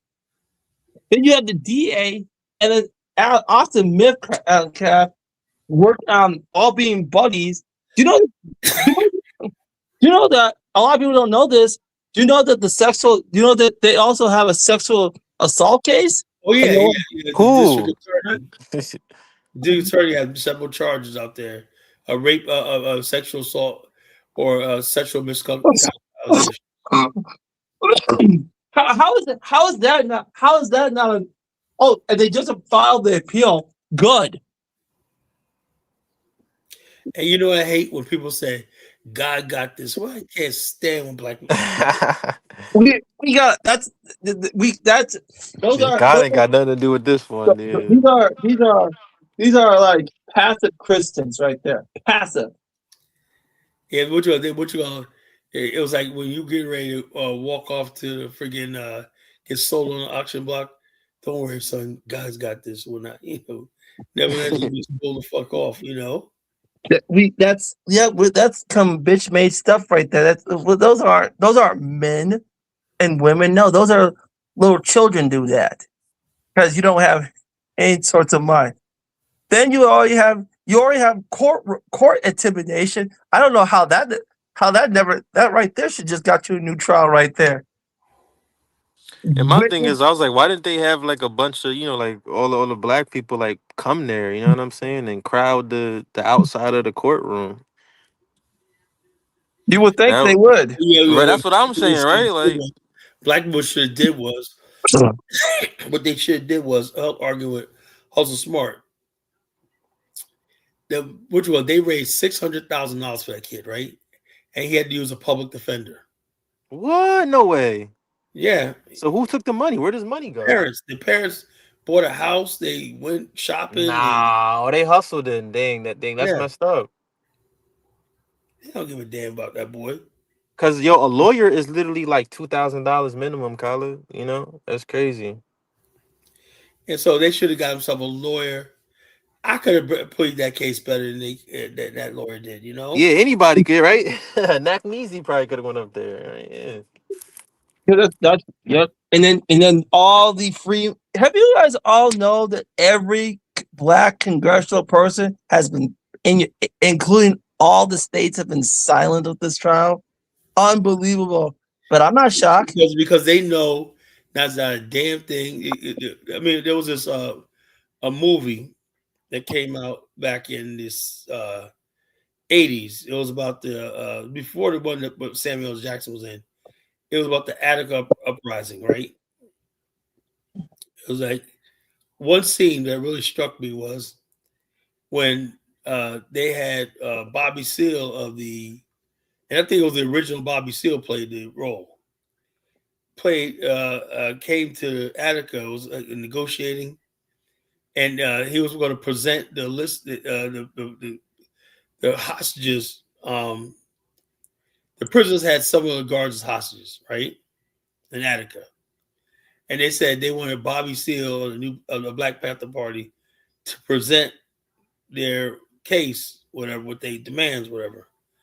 And Bobby Seale looked at the demands like these motherfuckers are never gonna go for this shit, And then he was like, and he was just like so broken. It was like, so peace and black power, and it was like the inevitability of being powerless, because Bobby Seale could not do a damn thing for them. He knew it. They knew it, and the prisoners guard knew it. They said, "We need you up here to negotiate, whatever, like that," because he was going back to New York City. So they got him on the highway. We need you to turn back, because we think we could strike a deal. They were desperate to get these men free. in Attica.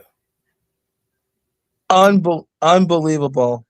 But that's not a shock because everyone and you can see they still want to praise America after the fact that we got an NDNA bill. You know that they're handing over the critical infrastructure. That's it. That bill, the NDNA, I actually read that bill. It's even worse.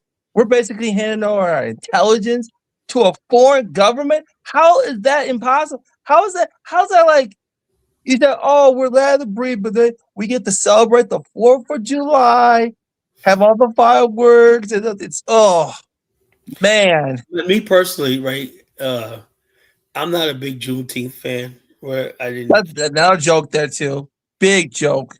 Yeah, so because it was Biden and everything like that. But the thing is, though, white people see it as a threat, you know, and Trump has responded to it by saying, you know, something, Juneteenth is a threat to because it coincides with Flag Day or some shit he was saying, you know, and so they can't get rid of the holiday, but they can be like, you know, well, you know, minimalize its importance, you know, in certain places with our buildings, whatever like that, you know, and everything. It's all just basically like when do black people get the chance to rest? I mean, if black people, even though I don't celebrate Juneteenth, whatnot, I see a lot of black people do, you know.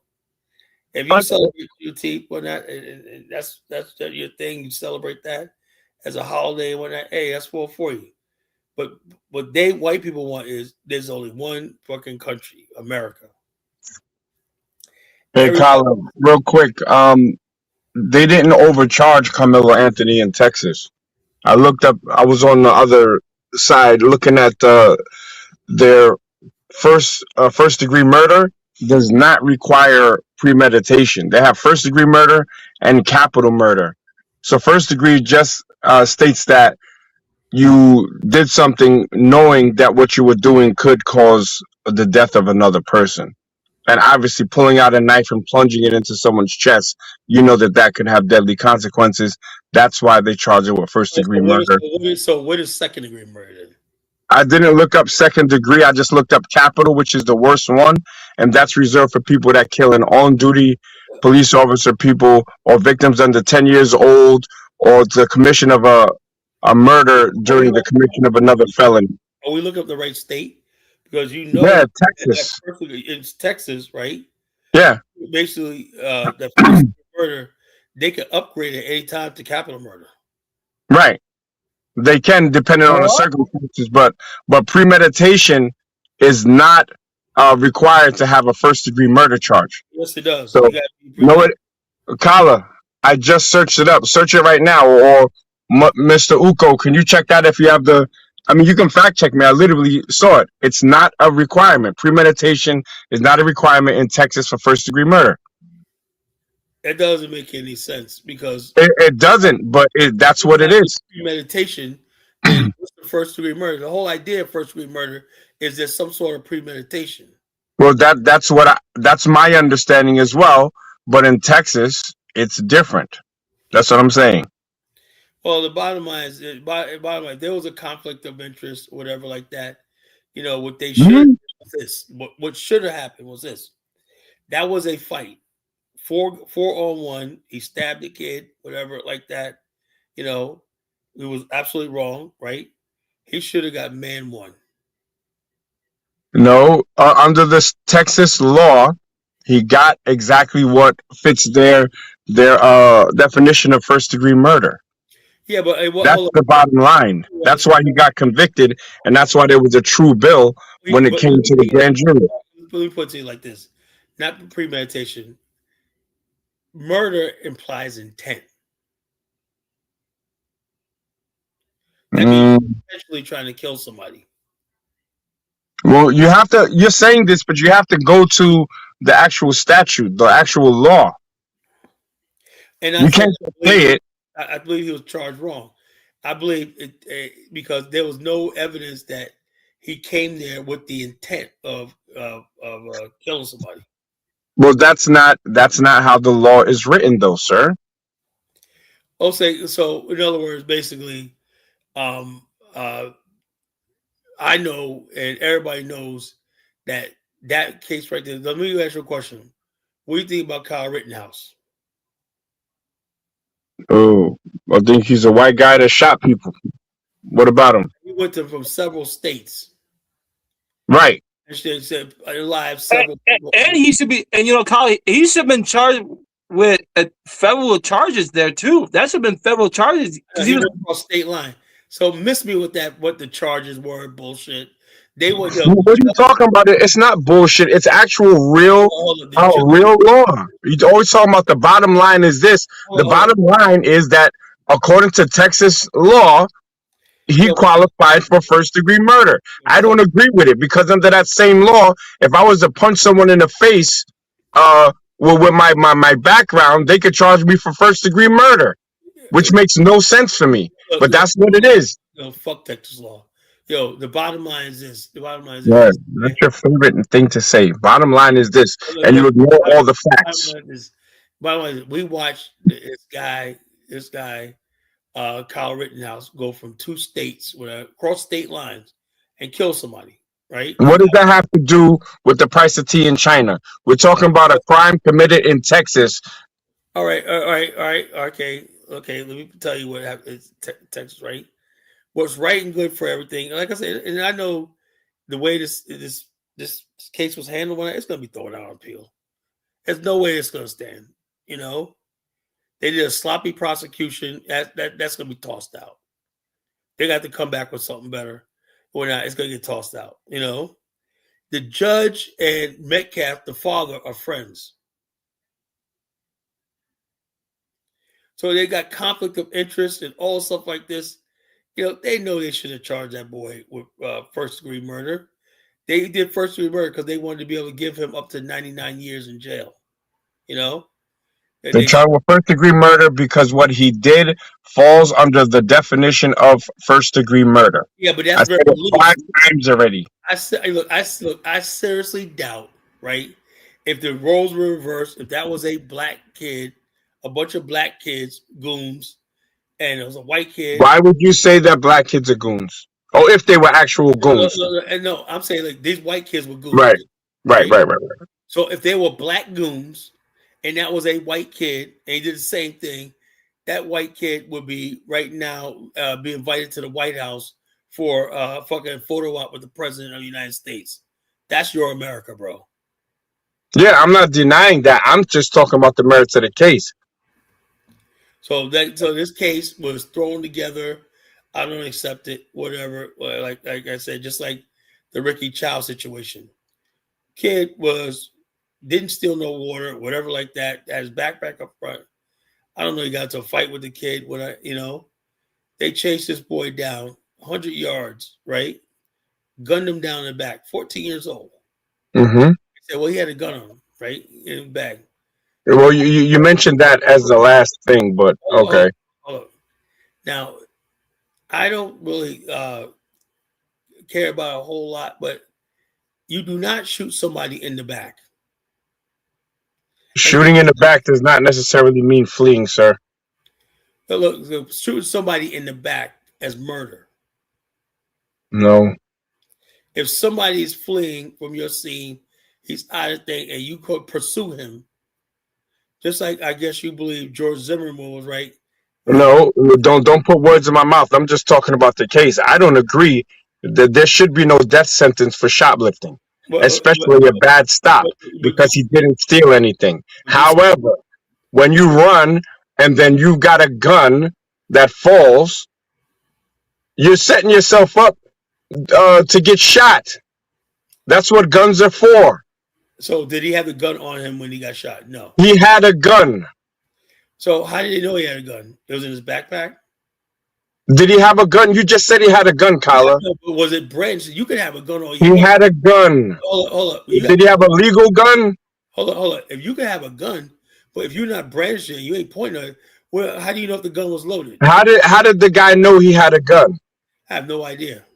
Well, that's where we gotta get the information. So apparently, the gun fell out when he ran and fell. And also, let me look. This guy Ricky Chow shot at several other people before. Right, which shows a pattern. All right. I'm So with you on that. But I wouldn't want my son to go out of the house with one of my legal guns, I, which would be I would illegal. I would not let any kid go out with a gun either. You know, I get that. Exactly.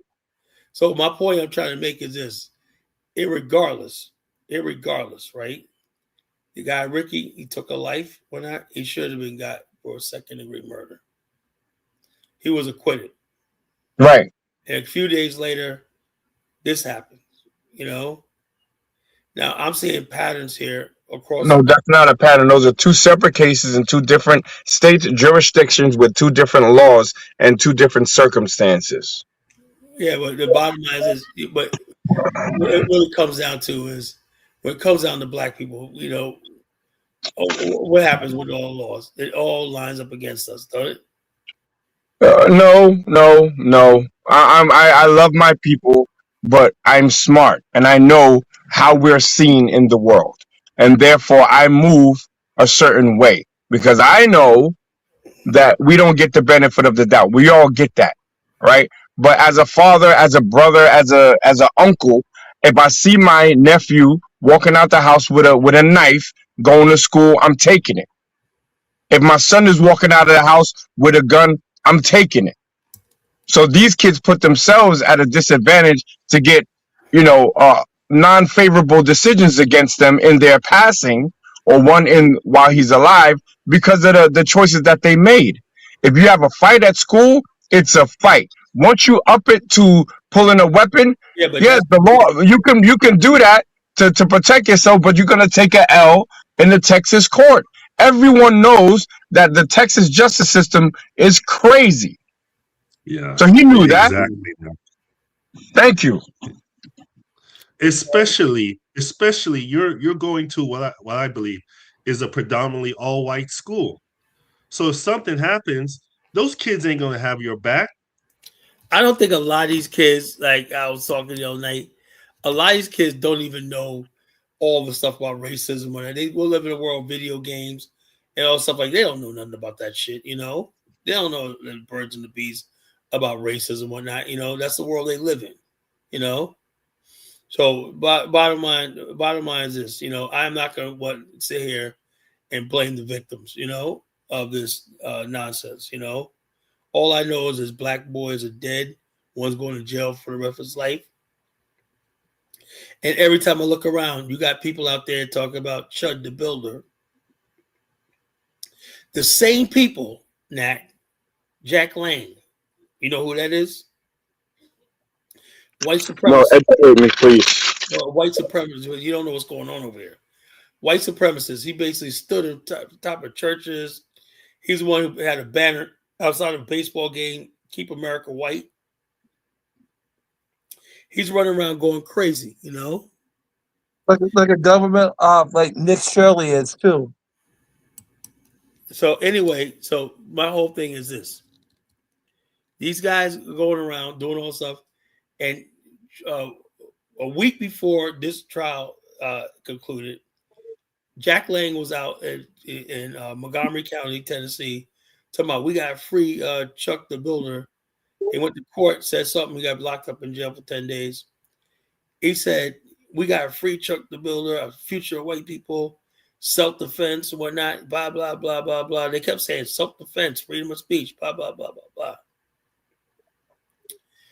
Now he's over in Texas, talking about Austin Metcalf and whatnot. What happened to self-defense? Say what you want about this case. I don't believe Austin Metcalf should have lost his life, but I do believe it was a self-defense situation.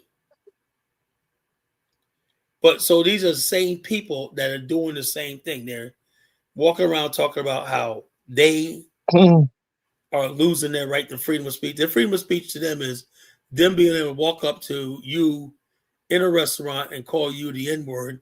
And then if you get mad and want to pop them in the mouth, they call you chipping out.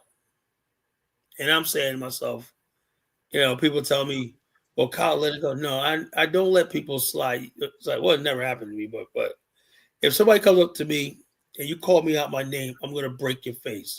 You're gonna be walking. You're gonna be. What I don't You understand ain't is breaking shit. You wouldn't bust a grape in a fruit fight, bro. Stop it. I have Talk tough on the internet, but the same sort of tough talk you do is what that white dude did, or what that white dude is doing who's defending Chud the Builder. You wouldn't bust a grape in a fruit fight, bro. Stop. Knack. One, I've done it before, right? No, you haven't.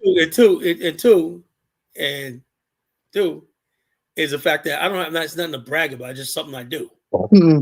If somebody comes up to me and you disrespect me, I'm gonna break your face. As simple as that. No, you will attempt to break someone's face. Bust your jaw. You know that beautiful sound of cracking when you see blood running down somebody's nose. When that you see the Right. busted up and whatnot. You know, you see them walk. You know you got to them. Oh, I got enough. I had enough. Okay, thank you. You know, I've done that before, and I'm not proud of it. You know, Why wouldn't you be proud of it if it's self-defense? I'm not so proud because at a certain time in your life, you don't even want that. Why should that even be a fucking thing? This is what we're divulging into, you know, and you can't get that through your thick fucking skull. I don't know. Well, first of all, stop fucking cursing at me, cocksucker. How about that? Hold on. You can't get that through your thick skull, right? I don't like that shit. Mm. But I'm saying, if you let them get away with one thing, you might as well give the whole fucking thing up. You know, all right, I'll give you a scenario, brother. I'm walking in the cafeteria, some Eastern European, we cross paths. You know how, wait, hold on. You know how some people try to usher you along with their hand, like, all right, move. Like, he did that shit. Yeah, whatever. Then he put his hand on my arm, like trying to kind of like walk past me. I stopped him and I gave him a couple of words and said, "You don't do that. It's dangerous. Don't effing touch me." That was enough to put him. Oh, I'm sorry. I was giving you the right of way. Now, if I would have took your thing and busted him in the mouth because he put his hands on me, and because he put his hands on me, then my daughter is choosing a community college instead of a university. You're teaching people how to crash out, bro. That's not the same thing. That's not. It is the same thing. He put his hands on me. According to you, he would because you can't see through the thickness in your mind. You know, it's not the same. You say thickness in the mind, but you're literally you ignore facts and call it the bottom line constantly. You compare apples and oranges and think that you're dropping science. You're not, though. Okay, I see you want to have a debate. You want this? No. I'm doing you how you do everyone else. You never let me. Shut the fuck up. You know, you don't come on my fucking show and overtalk me. You know, overtalk me. You want to have a fucking debate? Let's have a fucking debate. We'll give you a time. It was just a debate. You guys didn't name call or anything, so it wasn't. No, man. But he's talking over me and shit. You know, and I'm saying he put words in my mind. That's what I said. Somebody usher along is not the same thing. I'm civilized. People usher me along, touch me all the time. I don't care about that, right?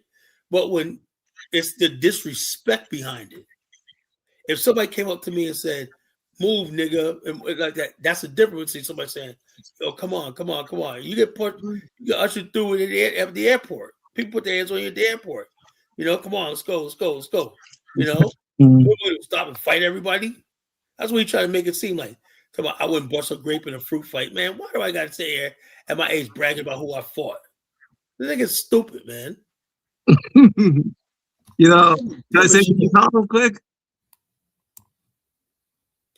So, but I'm gonna bring him back on. I'm gonna give him 2 minutes, and then I'm gonna take 2 minutes. That's the only way, because he rambles, talks a lot of shit, whatnot. You know, it's the only way I can fucking talk to this guy since he wants to debate. He always sneak debates, you know. I'm just having a discussion. Let him back on. What? I'm gonna let him back on, but I'm gonna put the timer on. Let me say another quick before you do that. This is very disappointing. It's very disappointing of us as a people that people are sitting back and okaying being fifth class citizens and under martial law, because that's what you're getting. Like I said, at some point in time, I don't give a fuck about Texas law. All I know is I'm living in the fucking United States, and they switch the laws around no matter what state you go to, and they're always on top. We're always getting fucked. That's what the fuck I'm talking about. I don't know what the hell Nakmeezy's talking about. That's martial law. Like I said, it's martial law. It's full martial law now. I don't want to live like this shit, Fuck them. Fuck them, their flag, their country, everything. That's what it's coming down to. Oh yeah. Free men, FBA, all the Native Black Americans, that's not gonna work anymore. That's done. That's done. Them dudes are fucking clowns. All right, Nakmeezy, you got 3 minutes. Go ahead, rip my head off. No, I'd rather just have a conversation. No. But who's the effing clown? Who are you referring to as a clown? 3 minutes. You see, you start on smoke, but then when you get the smoke that you're looking for, you use your mute button. Hold on, let me finish. I got 3 minutes, right? I got 3 minutes, right? I got 3 minutes. I got 3 minutes. Lie on me. I don't like You use your mute button and you talk over people in so-called debates. No. You literally could never debate me, bro, because you speak out of emotion. No, I don't. What do you do? And you say, "I'm gonna leave America. I hate America," but you're stuck there. You're stuck under the white man's nuts because you don't know how to move. I'm not stuck under the white man's nuts. You are. If you hate where you are, why don't you change where you are, bro? You hate where you are. Change where you are. And also, you can't thrive anywhere else. Get the fuck out of here. This is what I'm talking about. Rambles, right? Just because I'm in the United States, don't mean I'm part of America. I've been living on the edges of America for 30 years. I've been outside on the fringes of America. He thinks because you live in America, you're a flag waving, fucking flag saluting motherfucker. I don't give a fuck about this country. Never did. He thinks because you live here, you got to be allegiance to it. Jonathan Miller, go ahead, bro. Wait a minute. What's up, Kyle? How you been? I hope you're doing well now. Well, I'm doing good. Well, I had Elvis on first, but go ahead. Oh, no, go ahead, Elvis.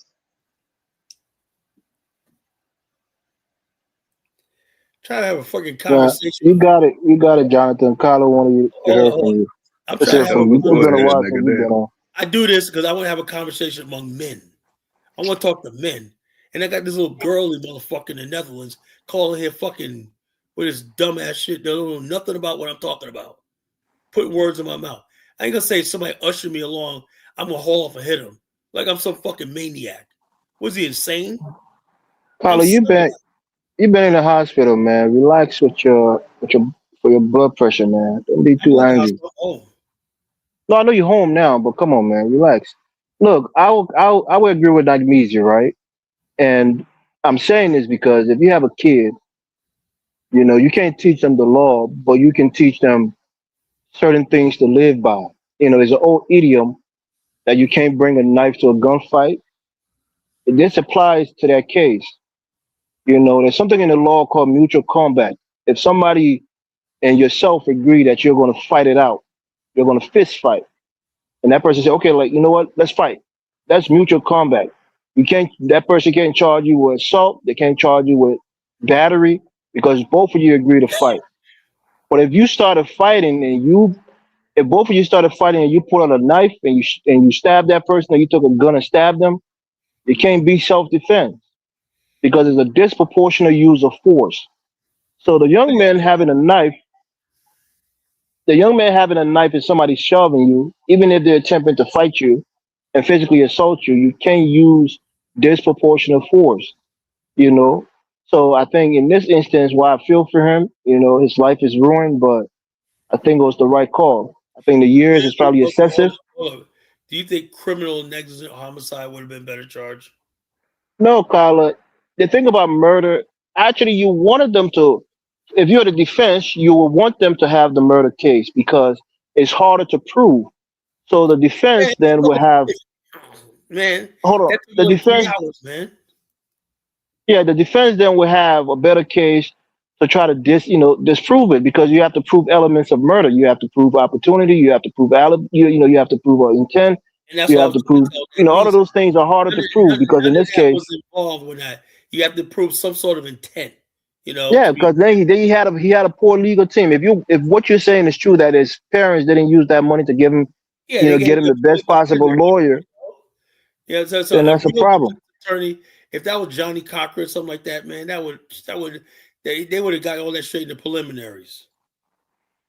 Yeah, it's unfortunate, but you know, that's just my take on it. I think kids need to learn, don't bring out a weapon in the fist fight. You know, and if somebody is trying to attack you, once you get away from that person and you're in a safe distance, if you had a gun and you don't use that gun. It's, you know, there's a lot of things that you think you'll be in the right with, unless you're a lawyer and you really know the law. Always assume, you know, take the side of caution, because you say, well, he attacked me, he punched me, so I can take my gun and shoot him. That's self-defense. Most of the time it's not. So that's what I think, like Weezy was trying to say, you should teach your kids or your nephews or your nieces, if you have them, that your last resort should be using a weapon to defend yourself. If you Oh can get yeah, away on foot, get away. nobody does that. Nobody does that. Which well, now let me ask you a question: does this apply when you're with white people or black? Because I'm seeing video today. Zongo sent me a video today of brothers hunting another brother down in Philly, and when I just bop bop bop bop bop with the little switches, you know, or I mean, in broad daylight. So if we're gonna have this, we're gonna have two worlds. Hey Ben, what do you think of what I just said? It seemed like there's two worlds.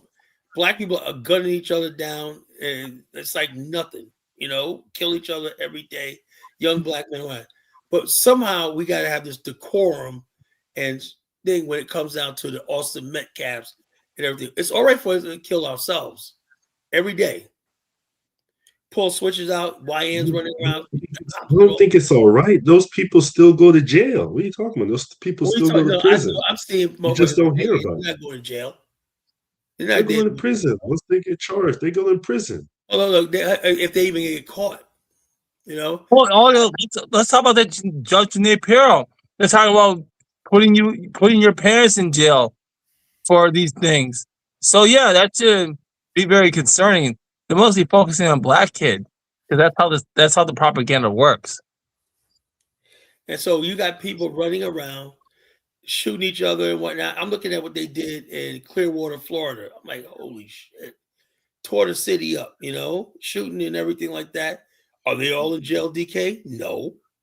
But Colin, I want to get back to this trial. I mean, okay, that lawyer situation. I mean, how they didn't go all out and get a really top-notch lawyer. Because the parents are ghetto. They didn't give a damn. That's why. I don't know. And Well, plus, Colin, have you confirmed that they murder? If you're going to do murder, why are you not going to take the stand, man? I just don't get it. Yeah, Colin, have you confirmed that they actually got the money from the GoFundMe or the whatever, and that they misused that money on themselves?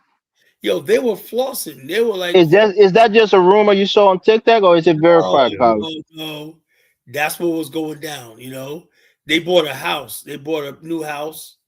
The parents had the money, and they were like living large. Did they have money before? Like, no, were they? They're poor. His mother has a PhD, Colin. What do you mean they're poor? The kid was going to an affluent school. His mother has a PhD. They're not poor. They're middle class. The guy Cyrus, you know, but that kid, that mother, what you call mother, didn't have a PhD. You think all black people ghetto, man? Come on. No, but the kid was going to an upper class in the school. He wasn't in a poor neighborhood. You know. Yeah, because a top lawyer, if you have a team of lawyers, probably going to run you close to $1 million for really good representation. And even then, had he got convicted, it would probably been a lesser charge, you know, lesser time. But to say that they just stuck with a public defender, where are the wealthy black athletes and people in Texas to raise money for the kid for his legal defense? Were they scared that white people would turn against them if they try to give him some money for legal? No, for real, because they gave all these white killers, you know, money for their defense. But where are all the black celebrities and millionaires to help that young brother out, man? That's exactly what it was. But Jonathan, you got the floor, man. I know you want to come in. I'll pass the mic. Well, the boy was screwed from the beginning.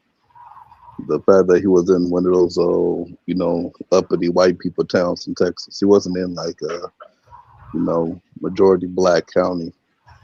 So he was cooked from the beginning. As far as the details, right, of the story, what happened? So, like, the guy, told him to leave under the tent. He didn't leave. Like, what? What Is it? happened was Mhm. he was invited. It was raining, and he was invited to come under the tent by one of the school's players that he was friends with. Okay. And the other guy said, no, he ain't supposed to be here. And one of the guys said, no, I invited him here. And there's a big thing when he got to be removed, whatever, like that, and that's how it started. Like, what was any, like, an adult? Was there any adult around?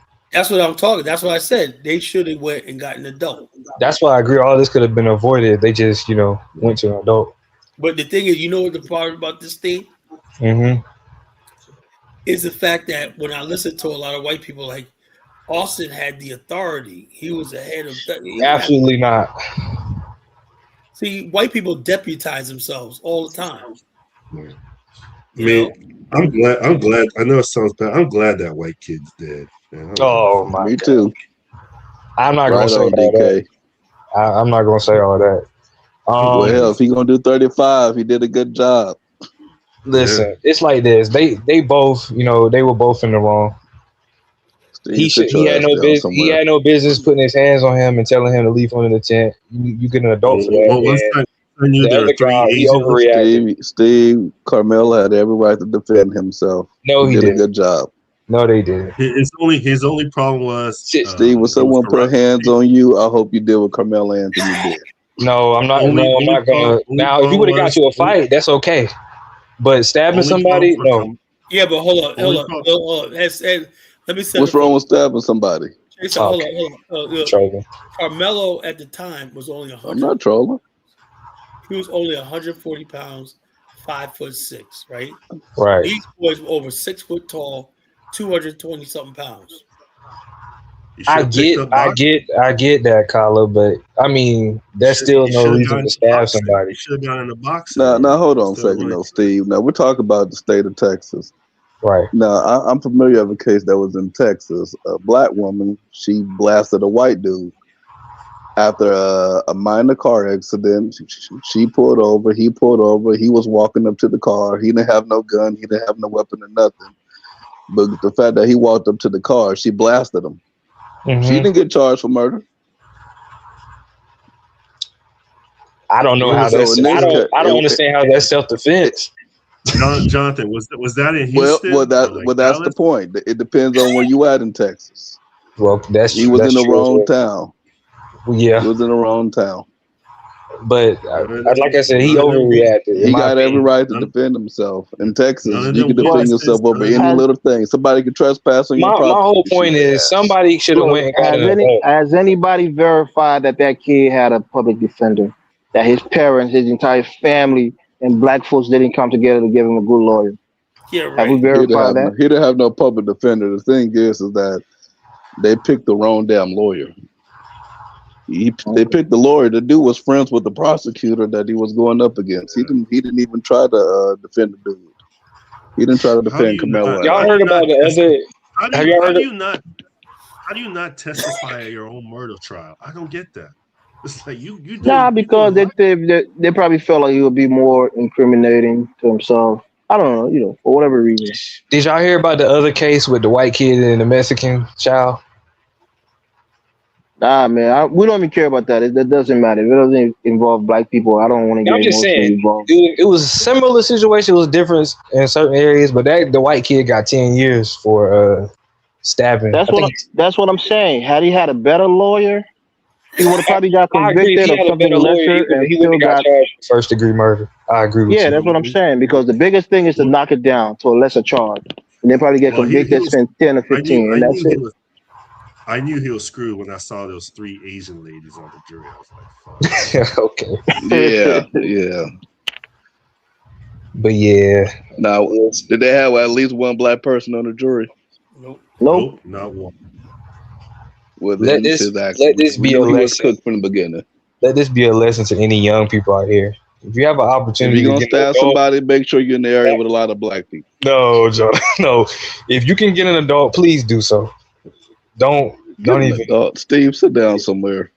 I'm being dead serious. We're not trying to hear that, Jonathan. You all your shit you did, you already did it and pay the consequences for it. We don't want young kids to repeat the same action. If you have an opportunity to get an adult, go get one. If you have the opportunity to defend yourself, you defend yourself. It didn't even have to get to that point, though. Yeah, it didn't. The white boy could have just left him alone, right? Right. And when the white boy didn't leave him alone, well, he should have didn't. So he should have got up and said, "Well, somebody said I can be in this tent." They should have went and got an adult. White boy gets to talk to God about it a lot of times. Carmelo Anthony, he'll be home. And now Carmelo gonna be sitting in prison for 35 years. So no, he won't. Nobody won in this situation. They're gonna appeal it, so we'll see. They're doing an appeal. They're gonna reduce his time. Hopefully they do. I don't think he deserves first-degree murder, but he, jail time. That's going to happen. It wasn't first-degree murder. He had such a horrible lawyer that you can't have an altercation and then out of nowhere it becomes first-degree murder. First-degree murder has to be intentional. It has to be damn near almost premeditated. That's what I was trying. So that was a trash ass lawyer from the beginning. I was trying to talk Nagmeezy. He pulled some fucking bullshit out of his ass. Talk about it don't have to be first degree implies some sort of premeditation and intent. Yeah, and there can't be no altercation that leads to it, or no. You can have a whole argument with your wife and you blast her. That's not first degree murder. They're going to say, "Oh, it was heat of passion." All kind of crazy shit. Right. So in this case, it shouldn't have been first degree murder. No, it wasn't first degree murder. That was such a horrible lawyer. I knew he was going to do jail time, but I didn't know he was going to get him on. That's crazy. Yeah. Well, he's good. He ain't going to do the whole 35 anyway. But he'll probably do 15. You notice something, right? All these people, white people, talking about shit online. Notice how they didn't show up down there when all the black people fired up like that. They're like, we don't want that smoke, That's a good thing they didn't show up. We don't have more black people going to jail. What do you think we care about going to jail? Steve, you gotta stop being so soft, man. Like I was trying to tell Nagmeezy. I know Kyler doesn't like this, but I can't believe the Knicks came back and beat the Spurs. Oh yeah, they were down by 10. That's crazy. Man, I watched that game before I got on the show. I said, "God damn," because I was betting on the game.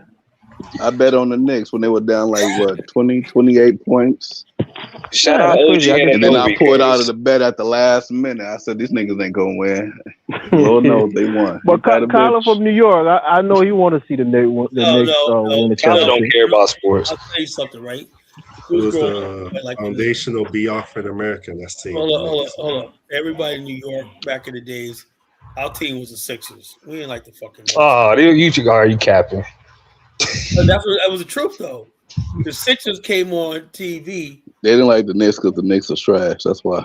Knicks was trash back then. The Knicks was good in it. Well, no, Kyler in the 90s, the Knicks were good. Oh. No. I'm talking about the 80s and the 90s. Okay. Sixers, bro. Okay. New York was like the Sixers. Okay, I got you. Basketball squad. Yeah, the Spurs. When you said the Knicks was good in the 90s, what Knicks are you talking about? Patrick Ewing. The Patrick Ewing, John what's his name? Starks. John Starks. Scully. I think Scully was there. When the last time the Knicks went to the finals? 1999. They lost. No, they went to the finals in 1999 with Patrick Ewing and lost to the Spurs. Yeah. So now they about to beat the Spurs. Look at that. I can't really believe that they came back. Now they got a. I don't know. They about to get. I'm gonna tell you what happened. Right. I hate this when teams are up by big leads and they just keep chunking these threes. And it's like if it's not falling, you gotta attack. OG Anunoby been playing crazy, man. He's he played. No. It was a good thing. I think the Knicks gonna lose the finals anyway. No, they're not. they're gonna do it. They're gonna do a 2016 LeBron versus the Warriors. First of all, I seen something. Every game the Knicks has won, they had to come back. First of all, no team in NBA history has ever won after losing their first two home games. Hey, but they only down 3-1. You know, LeBron came back. What the hell does that mean? But no team in NBA history ever won after losing their first. No team in NBA history ever came back from a 3-1 deficit. Only one until LeBron did it. But no players LeBron, Jonathan. And then before LeBron did it, the Warriors did it against the what team was that? The Thunder. They were down 3-1 to somebody. That was the Western Conference Finals. The Thunder. That analytic shit. Put that shit in the trash can. Even James Harden with the Rockets, they lost to the Warriors too, or the Spurs too, when they had a 3-1 lead. Yeah. I ain't gonna lie. Watching this game, it like the second half, it pissed me off. They just kept shooting. I'm like, why are y'all just chucking up threes? It's like you only do that when you losing real big. But I mean, that's crazy. I wrote it off. I'm like, okay, this shit tied. I turned it off and I want to do something else, and I just looked at it. They lost by 1. I want to see the highlights. That's OG crazy. Anunoby, he hit the game tie. He hit the game winner? Yeah, he flew in and tipped the ball in. And wow. Yeah, and then the Spurs got a last shot, but they couldn't get a shot off in time. That's crazy. Well, the dude got fouled. They didn't call it. Shout out to the Africans, man. You got two Africans going crazy, Tyler. Flew in. When Yama, I think his dad from like Zimbabwe or some shit. Mama's from France. Is his dad from where? Uganda? Congo. Yeah. Okay. Yeah. There's another African coming to the NBA, gonna be the first overall pick, or maybe second overall pick. Dibanza, AJ Dibanza. Yep. Yeah, the Africans, man. I mean, that's why when Colin was talking crazy tonight, I didn't write shit. I was like, just let Colin. Good job to the 5 Africans in the NBA. Hey, but they're superstars, though. Hold on. There's more than 5 Africans in the NBA. It used to be the Nigerian, but a lot of the Steve, I want you to name them. Don't look them up. OG Anunoby, Victor Wembanyama, 2. Josh Diabate. Josh. Don't help him. Josh Okogie. To do it on his own. Dang. Is Gabriel still in the NBA? Pascal Siakam.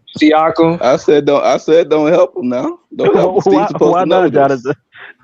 I don't know all of them off the top of my head. Oh, Achua. Precious Achua. He's not named. I mean, I was waiting on you to say Giannis at some point, but I get you. Giannis. You realize that when you got to the end, you started naming. You really could only name the 2 people that's in the playoffs right now. That's in the finals. All the other people, Embiid, you put them out your ass. Because you said African, so I said I'd start naming all of them. What you mean? Yeah, you are looking for Africans, but I'm happy you didn't say Shai Gilgeous-Alexander. That ain't no damn African. Nah, he's like Jamaican. You want to know something crazy? Jerry West, before he died, he said the future of the NBA is Africa. So there's gonna be a lot more coming. Jerry West was on cocaine. Don't let Tyler hear that shit. Those players are from other countries. Elvis. Hold up. Elvis got a bone to pick with me tonight. Did I say something offensive about Africa? You're talking crazy. I know you're saying it because you wanted to see my comments in the darts and I turned the yeah. No, I would say that one dude. And I just didn't text to say anything. That dude, that Mama Boom Shakalaka in the chat room. His name is. He's a Sierra Leonean. He's from Sierra Leone. That might be what is his name? Your buddy. What is that guy that comes on from time to time from Sierra Leone? Bang.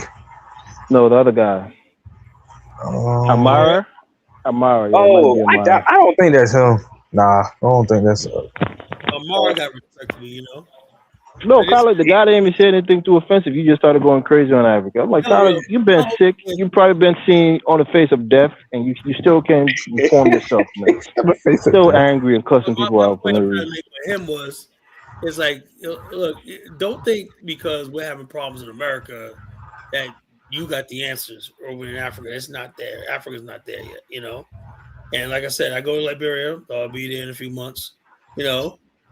Back there in a few months and whatnot. Love it, you know. And I got a lot of people joining me now there. Like I'm stuck in Liberia, you know. Like I'm stuck. I thought I was out, but they pulled me back in, you know. That's true. That's true, Miss Smith. So the bottom line is this: look, we want to make places in Africa nice places, alternative for Black people in America. So that's what the African Project is all about. Not just a nation state; it's about having infrastructure on the continent. So we could do transfer. My whole thing is if Africans are going to help us or be partnered with us in it, or they're not. If they're not, then like I told Baruti, we need to separate our ways and go to our separate ways.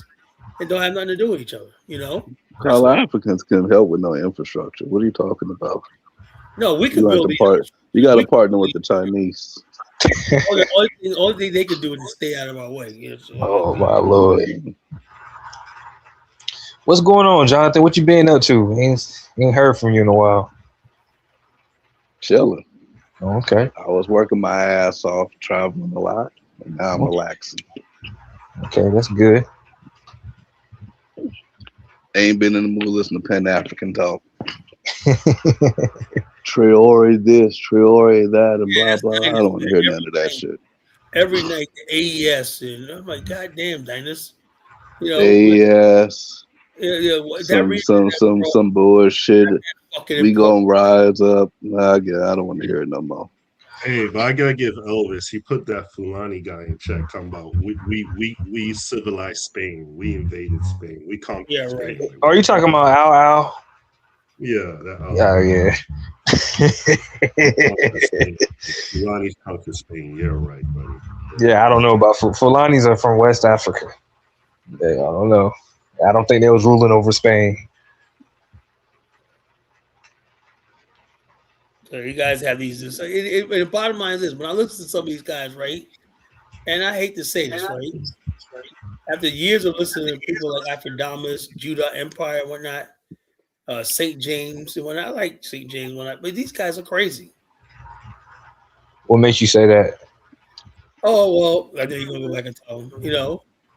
They live in a delusion about their homelands and whatnot. Like, yeah, we want your countries to be better and whatnot, but stop trying to sell that to us, Kyler, it ain't getting better. I give up. The doomsday. I'm gonna embrace the doomsday theory and say it ain't gonna get better. It is what it is. It is what it is.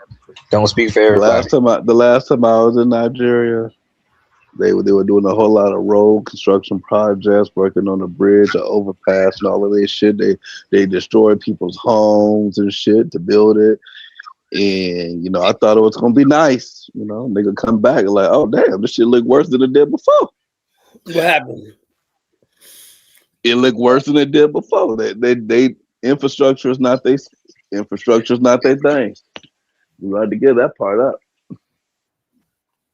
Maybe something else will work. Infrastructure, no. No. They can't build a road for a goddamn thing. And that's the end of it. And you're hoping that we're just smoking crack at this point. We got to put the crack down. We have to embrace reality and say these people suck at infrastructure.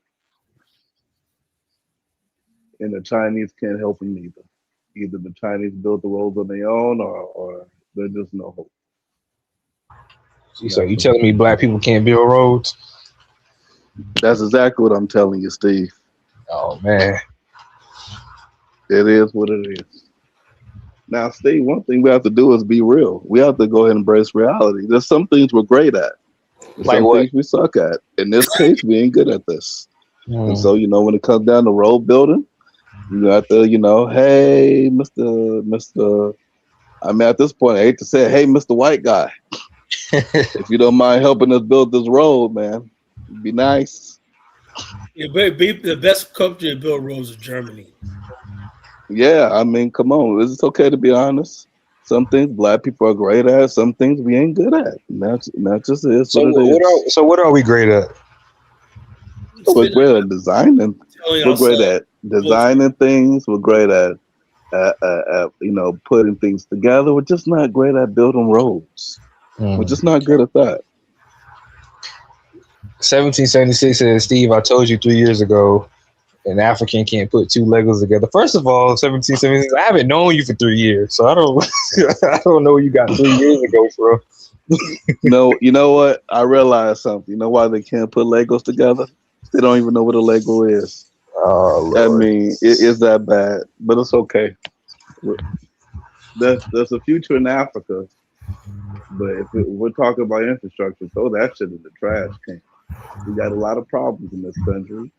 That's why the only way we can ever make infrastructure don't even matter. They don't. Those old dumb Fulani Muslim bastards. They kidnapped a whole bunch of school children. Did you hold on? I saw them. They were like taking videos with the money they got. Teacher. You said what?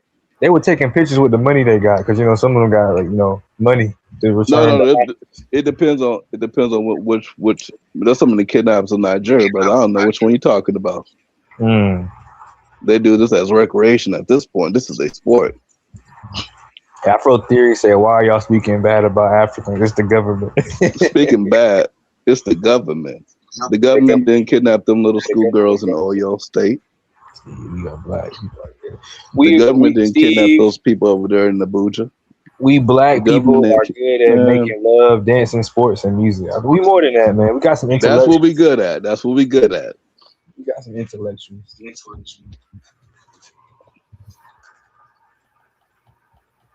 Shout out to the Fulani.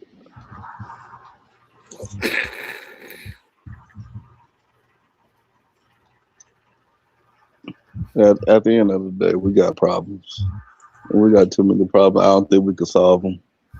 Kala said, "Admit nothing, Jonathan." So, admit nothing. No, we have to be real. We have to be honest with ourselves. And the best way to be honest with ourselves is to admit that we got fucking flaws, and that's it.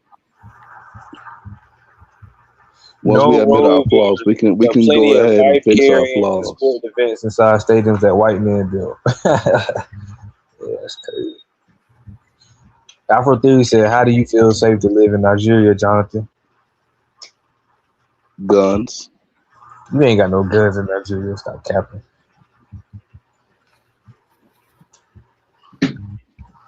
No comment.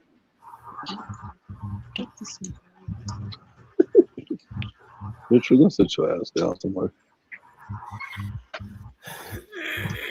Africa should outsource its leadership and infrastructure to Germany, the U.S., and Sweden. Okay. That'll make it even worse, Nah, I was in Paris recently. Oh my God! I mean, I was actually disappointed in my African people over there. Oh Lord! Because you walk out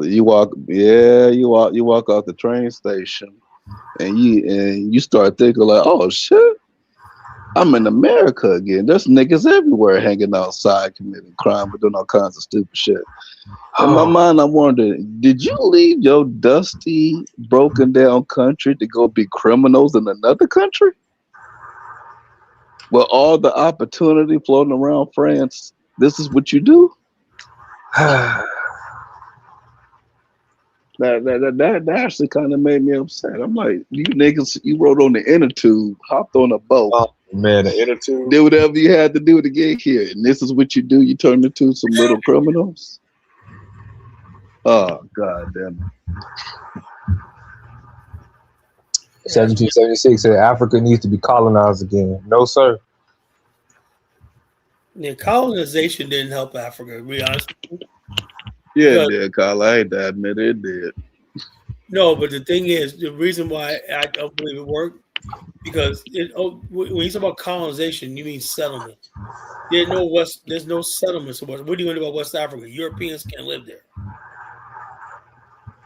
They can't. No, they settled in some part. No, they settled in some parts of West Africa. They were not. They only settled in the southern. Kyle, I'll tell you this, Kyle. When you find out where the Europeans settled at, if you go to places like Calabar, if you go to like Ekpene, you'll notice that for some reason they roads look better than America. I said, y'all had these roads for over 80 years. This ain't new roads. We call Calabar a settlement. I would call them, Europeans live there, right? A settlement is like Cape Town. You know, a settlement is like Harare. Used to be Livingston Town. You know, Zimbabwe. You know, So they lived there. They just didn't want to stay there. A settlement is where you form a government. You know, they did. They had governors, they had mayors, they had all kinds of shit. Bottom line, it was not a European thing, because most of those people in Colorado mixed race and people like that, you know. But it was not no white people colonizing and setting up a government. What's that? Because the reason why is because of one simple thing: malaria. Had it not been for malaria, had they found a cure for malaria, they would have done it. But by the time they found a cure for malaria, the colonial era was dying in Africa.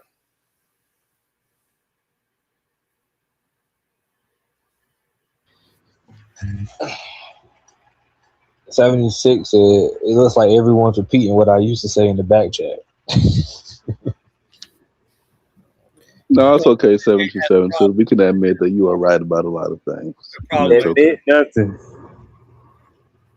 But I would say like this: I know for a fact, like the whites in South Africa, they ain't going nowhere. The black people.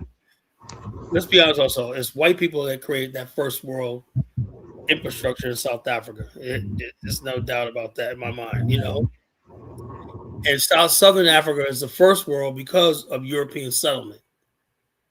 If you really look at it, right, Southern Africa is a collection of Europeans connected settlers by railways, communications, language, culture, everything like that, with a black majority.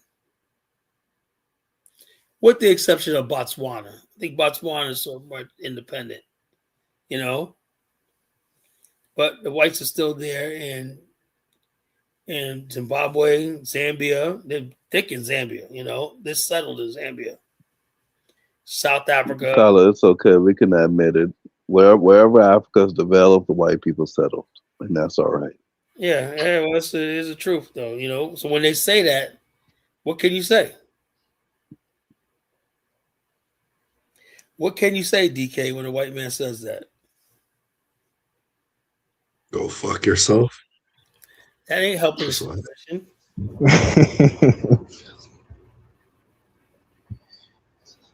We gonna listen. Africa's gonna rise up one day.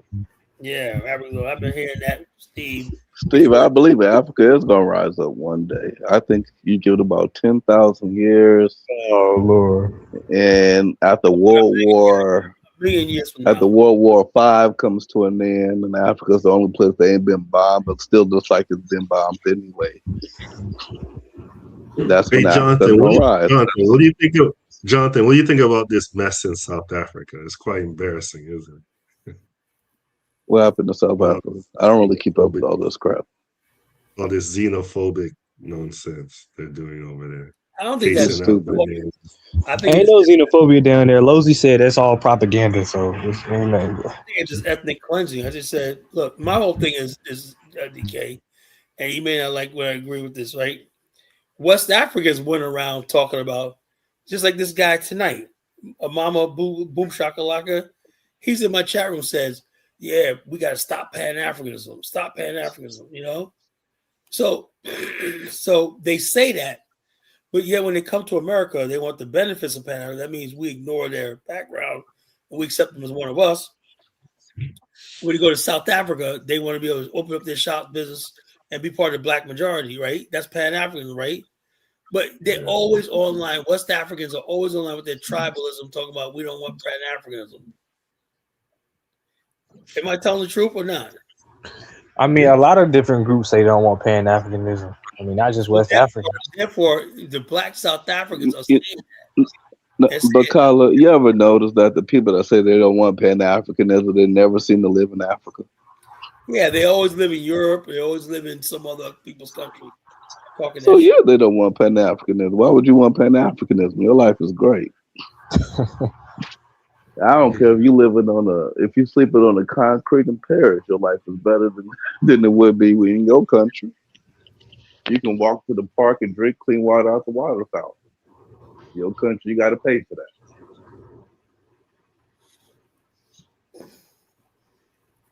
We got along with it though.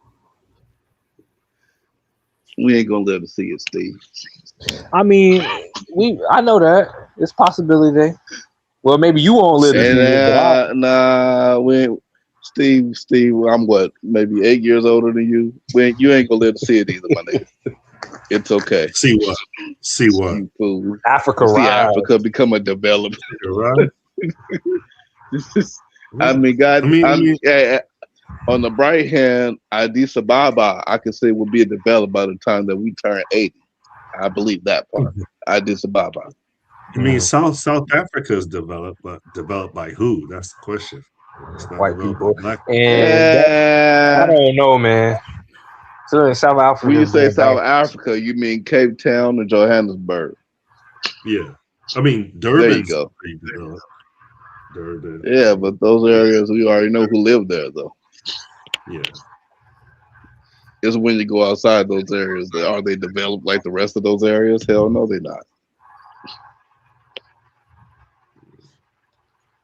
It's very painful to admit. There's going to be a first world country. I seen it when I was in Kenya. If you go to the areas that the white people lived in and they settled, oh man, it's gorgeous. They got, flowers and trees. The scenery is beautiful. You go to the other areas, it's like, shit. But hold on.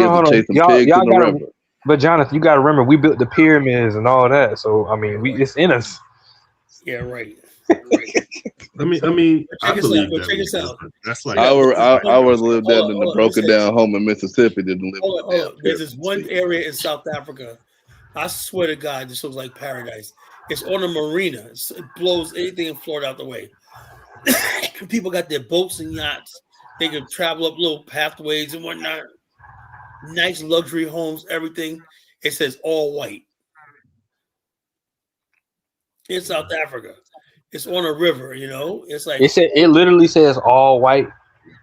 They said everybody lives there is white. Oh, okay. It's probably what's Cape Town. I don't know if it's in Cape Town. It's one of those rivers, those major rivers that's off of, No, but Carl, I find it interesting, right? If you go to a place in Nigeria, it's in Lagos, called Elegushi Beach. It's owned by the king. The king's a very rich person. You go to the beach, it's like, goddamn, king, you ain't gonna clean the fuck up. You ain't gonna fix the road or nothing, huh? You just gonna let it be a raggedy ass beach. I said, man, the kings ain't shit in Africa. American Freeman said, "Carla, change the title of this stream. It should be Pan-Africans and Black Americans always take L's in the legal system." Okay, we took some W's in the legal system. Yeah, but hold up. But the thing is about you FBA people, y'all believe in this shit. Yeah. And you time I turn around, I see FBAs going to jail. That chick. You still got people like Nagmeezy trying to defend this shit. Yo, America, my great man, get out with that shit. Man, 1776 lives in West Virginia, where all the black men have white women and got mixed babies on them. Oh my God! I ain't never seen so many biracials in my life.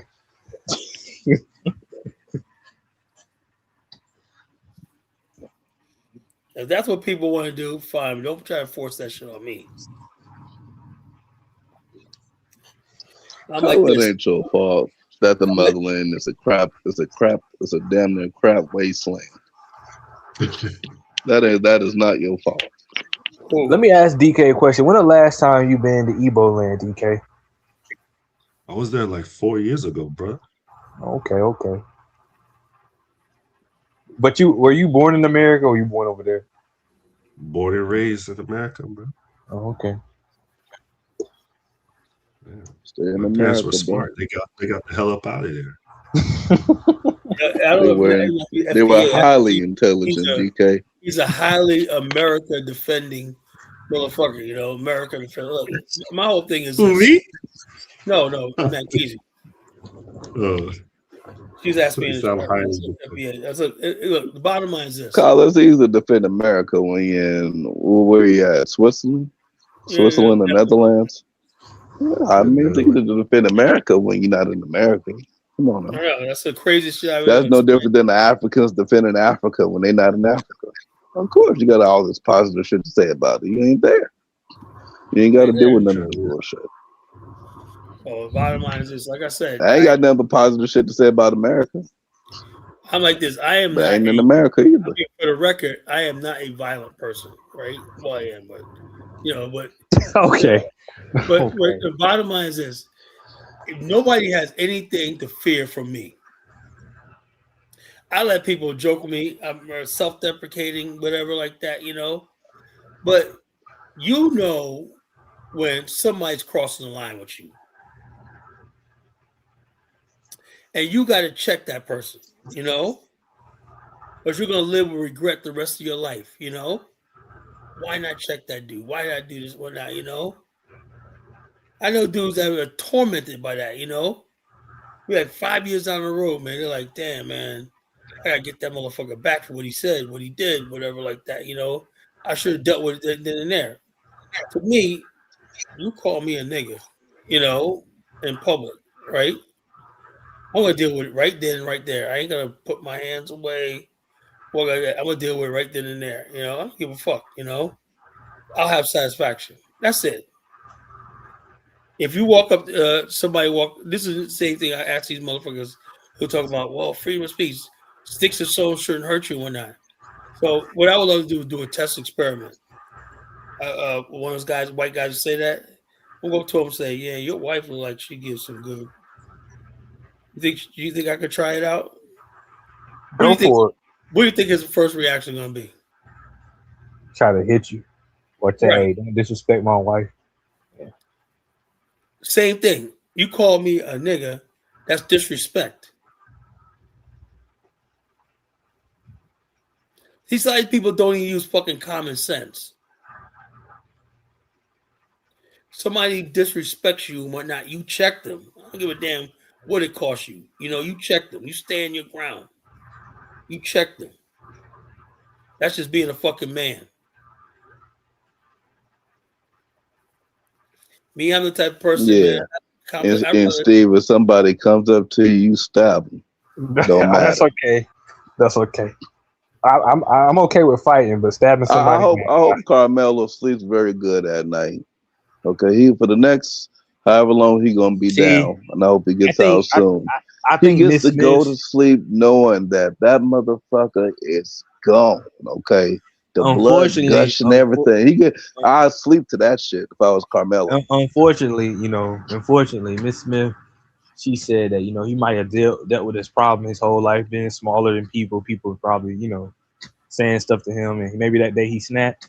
The problem is now you're gonna go to prison, and you're gonna be around a bunch of guys that are way bigger than you every day. And from what I read, the biggest way to become a victim of sexual assault in prison is age, and it's unfortunate. So, yeah. Steve, where the hell did you get that fake information from? It's not fake. You can look that up. That shit's fake, player. Especially down south. I don't know about the West Coast. Down south, oh yeah, there's some. I think the only positive is when he gets out. If y'all believe that sexual assault stuff in prison is like a real thing, y'all. Once again, I feel bad for y'all. California is different from the South. There's a lot of booty benders running around down south in these prisons. Yeah, but I think hopefully, he does a few years, comes back, and he'll be part of the Nation of Islam. He'll the Nation of Islam. You know what he reminds me of? You know what he reminds me of? He reminds me of Charleston White. Charleston White be popping up, be like, "How you'll get out beat me? Somebody you could beat. I'm only a buck 20 pounds and whatnot. You could beat me.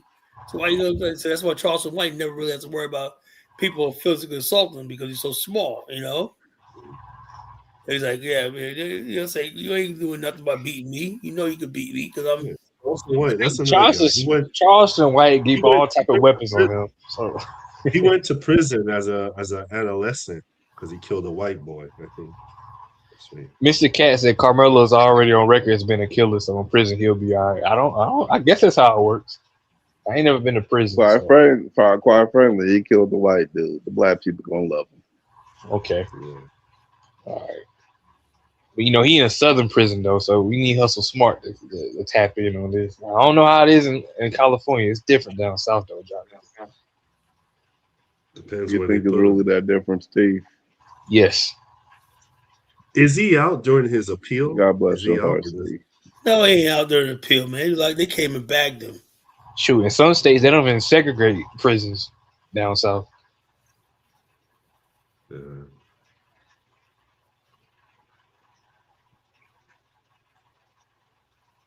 It's real rough down south in prisons, like in Louisiana.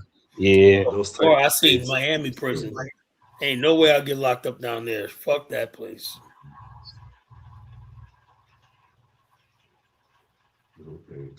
What's the dude name that was on the Boondocks? That's the biggest reason I said I can't go to jail. What's that guy? Man, that's just coming. I know you're talking about, man. The booty bandit. The booty bandit guy. What's that dude name? Oh man. He got out of prison too, like a few years ago. Dang, I forgot the dude name. But yeah, when I saw that, I said, "Yep, I can't go to prison." I said, "Nah." Get your mind out the gutter, man. I'm skinny too, so I said, "Nah."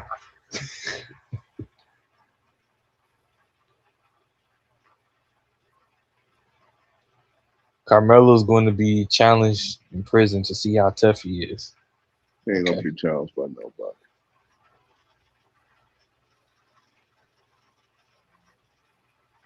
Fleece Johnson, that was dude. I don't know where y'all be getting all y'all little prison information, man. But goddamn. Yeah, like you ain't seen them YouTube channels of dudes talking about how I go down in prison.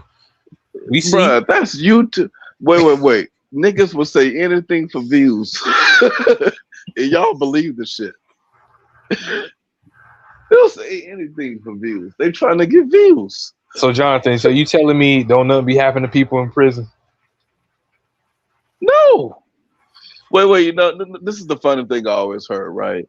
You listen to a whole bunch of people on the street. They be like, oh man, that dude's a child molester. Oh, he gonna get killed in prison. That dude walk around prison safe than a motherfucker.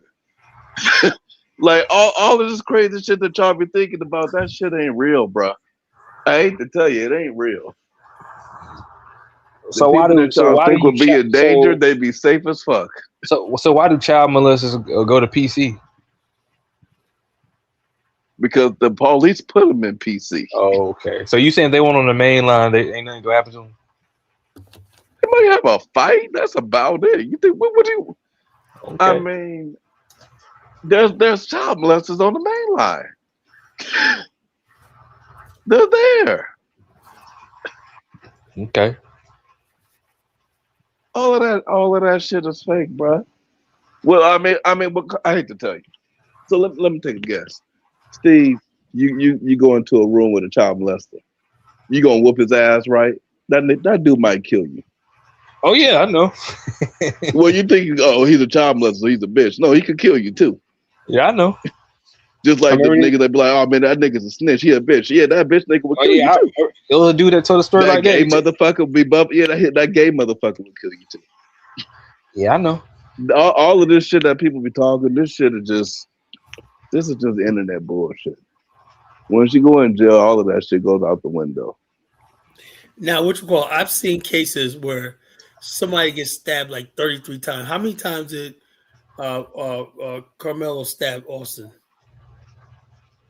Well, he stabbed him once? Yeah, I heard he stabbed him once in the heart. Oh, that's it? But I've seen people stab people like... My brother was accurate. Man. Let me go and make him a passport for the Afros thing. Oh, Lord. Hey, to any younger people that so happen to come across this video, just walk away. Don't go to prison. He should have just ran to Africa. Maybe go to Liberia.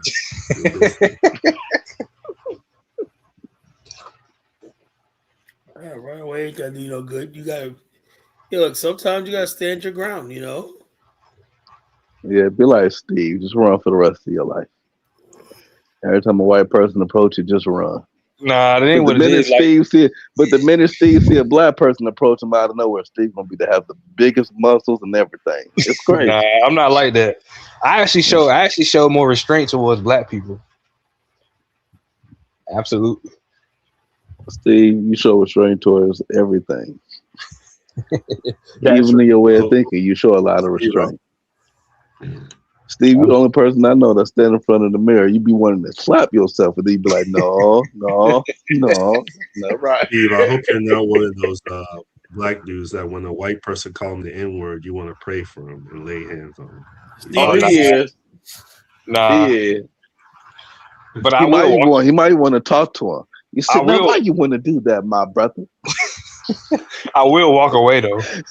He gonna be like one of them people. Why you want to do that, my brother? See, Martin Luther King died for both of us. So me, you can be friends. No, I was just told to avoid confrontation if possible. Until you really got to defend yourself. That's just how I was raised. I agree with you, Steve. I remember one time, this was in high school, this white dude randomly said nigga. We know he was crazy. We beat the brakes off of him, though. Threw his ass in the trash can and then ran for our lives because we almost got arrested. God bless that white guy. I hope he never says that again. Now he don't become a police officer harassing black people. Man. Just make sure you got a black defense attorney on speed dial. Where's the next Johnny Cochran at, man? Where are these black attorneys? The glove doesn't fit. They're too busy trying to wait for some civil rights violation to take place. Oh yeah, they got Benjamin Crump, goofy ass. Yeah, he got to wait for somebody to get shot by the police. Matter of fact, he working on a case with a lady. They got attacked by a police officer or beat on, punched on. He only gets settlements though. He doesn't go to trial or do anything. He's a civil rights attorney. You don't really, you're not a defense attorney or criminal attorney. He's just a civil rights attorney. Oh, he's an ambulance chaser.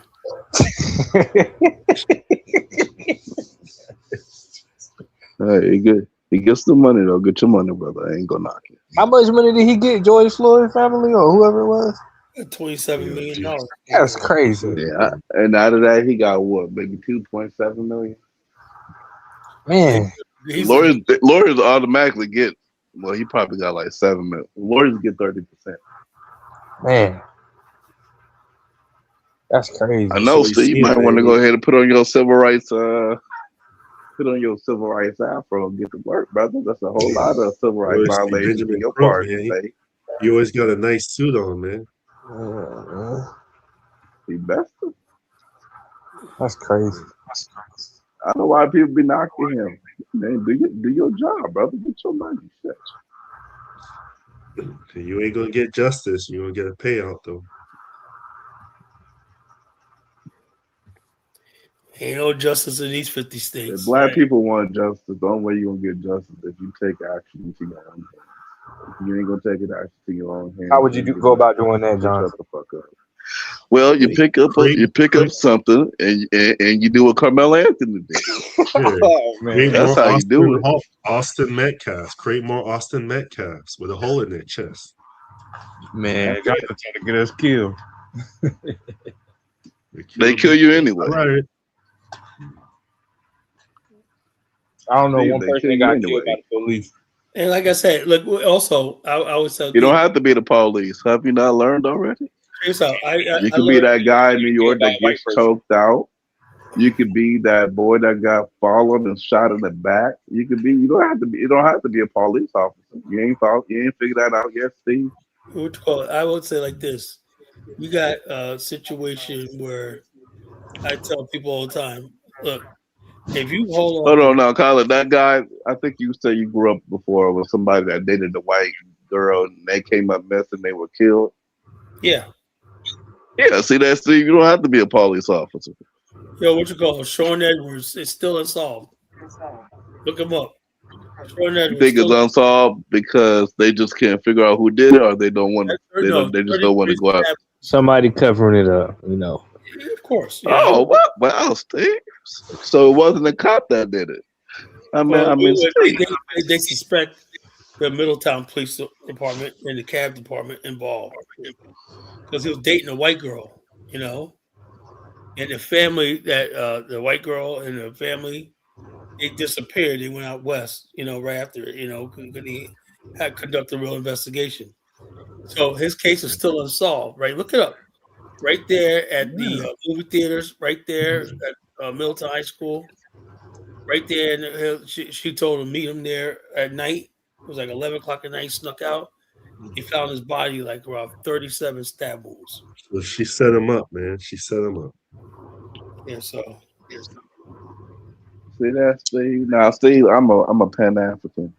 I believe one day in a Pan-African world, when shit goes down in America, there'll be some niggas leaving Africa to go handle work in America, and they'll just go right on back to Africa.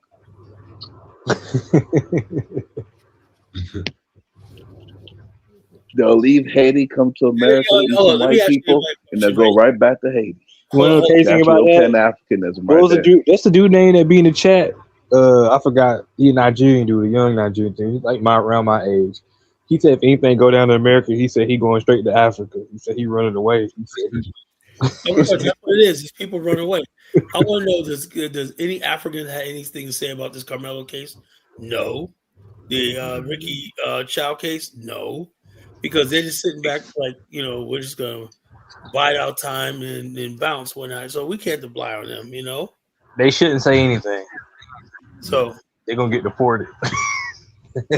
That's another thing. People always say, it's like, if I got to live someplace and I can't say nothing, I'd rather leave.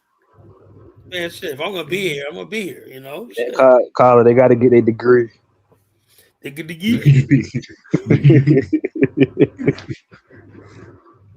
degree. I win my degree.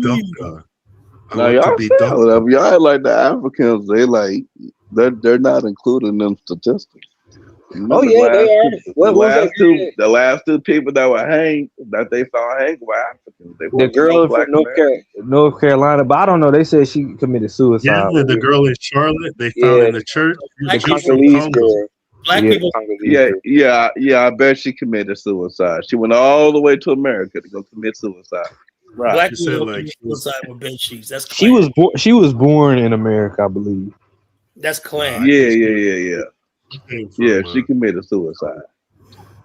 But Africans don't seem as like the type that commit suicide. Now in Africa, I don't think black people don't commit suicide. All those cases. You don't see any Africans believe in human sacrifice. Why would they commit suicide, Steve?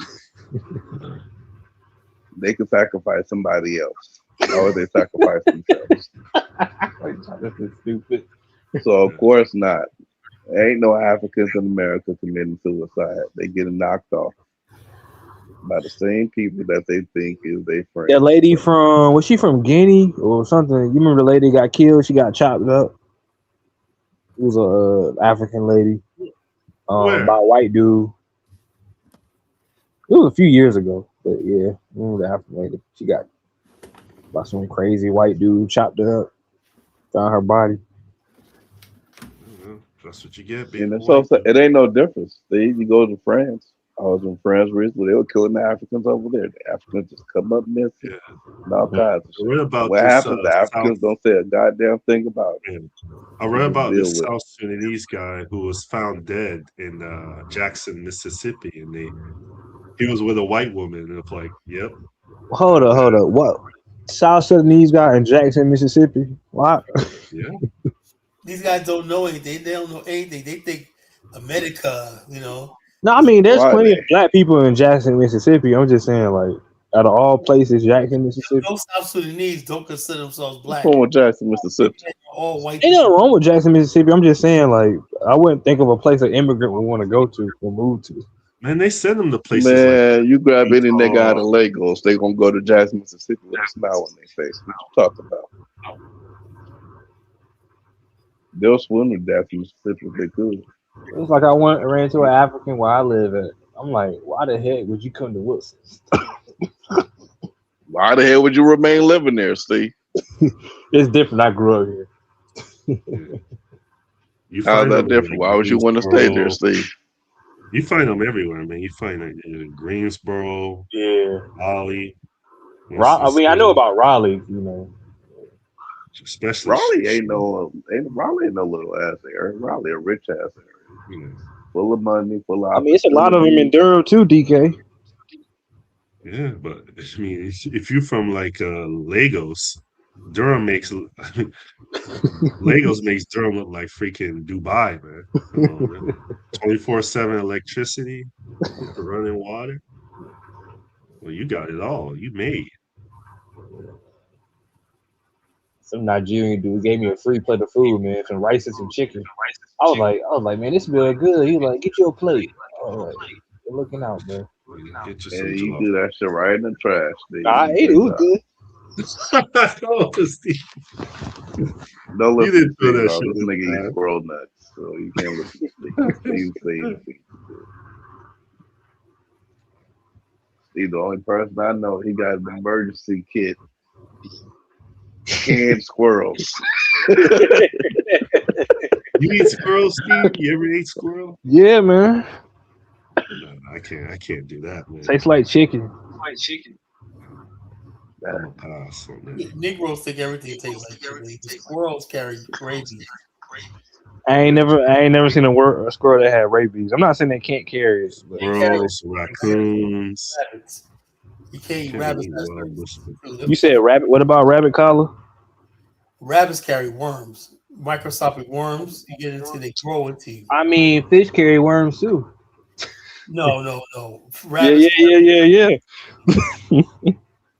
I mean, it'd be like millions of them. Yeah, fish do too. No. We can look it up, Colin. Yeah, you know, rabbits carry worms that can parasitize you. When you put it in that hot grease, it'll be all right. You know, so it is what it is. You go ahead, you do what you want to do. You know? People eat what they want to eat. You know, I don't think it's necessary. I can afford food in a grocery store. I can afford food in a grocery store too, but you know, it's something about going out there in nature and just killing stuff. Yeah, that's what we say when we in poverty. We just gotta make a way, right, Steve? I've been there before, you know, shit. I didn't have to hunt and gather in years. Gotta make a way out of no way. Man, if only y'all knew how much money we put into the economy. Steve be over there looking in the refrigerator, ain't nothing up in there. Steve say, well, I got a gun. But it's cheaper to go to the grocery store anyway. No, it ain't, Steve. Yes, it is. Well, probably in Carolina. I don't know. Use your definition of cheap is. How much chicken costs in California? Damn, nigga. At the bare minimum, you're gonna be paying about. Let's just say you want to buy a little pack. You're paying $10 to $20, depending on what you're trying to get. Right. God forbid you want to be an organic, free range motherfucker. You're really going to pay. You want to buy a little steak, it's going to cost you $30. I mean the little steak. I mean the little teeny weeny things. Mm-hmm.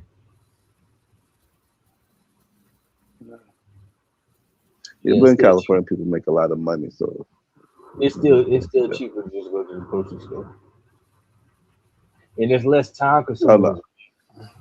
In California, the only place I know that you better off going to a fast food restaurant for dinner. You can go eat McDonald's every day, and then go to Taco Bell and Jack in the Box. They got Cracker Barrel over there in California. Cracker, I ain't never seen one before. I don't know. Oh, okay.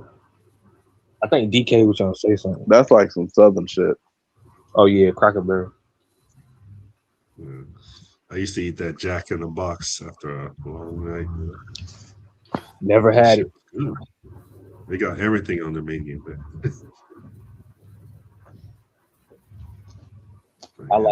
I used to like Chili's, man, but Chili's don't hit no more, man. Steve, you like Cookout? You fuck with Cookout? Yeah, Cookout for sure. Cookout, yeah, Cookout's the shit. Get my chili cheese fries, my cookout tray. Oh yeah. Get you a milkshake. Nah, I don't do milkshake. Oh. You lactose intolerant or some shit? I think so. Oh. He got a soft tummy.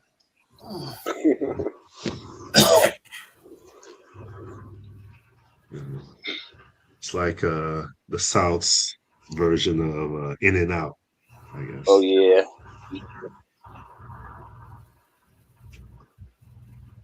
Yep, cookout, man. I love it. That's the spot everybody like to go hang out at on Friday nights after the football we used to hang out there. Yeah. And that Waffle House is dangerous, man. I ain't never been to a Waffle House that's not dangerous. Because it'd be the only thing that's open real late. And a lot of like people that come from clubs and stuff be looking for food. And you'll see somebody get excited. Waffle House. Yeah. People out there shooting.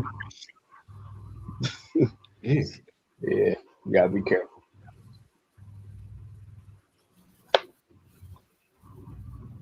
All these drunk people walking around.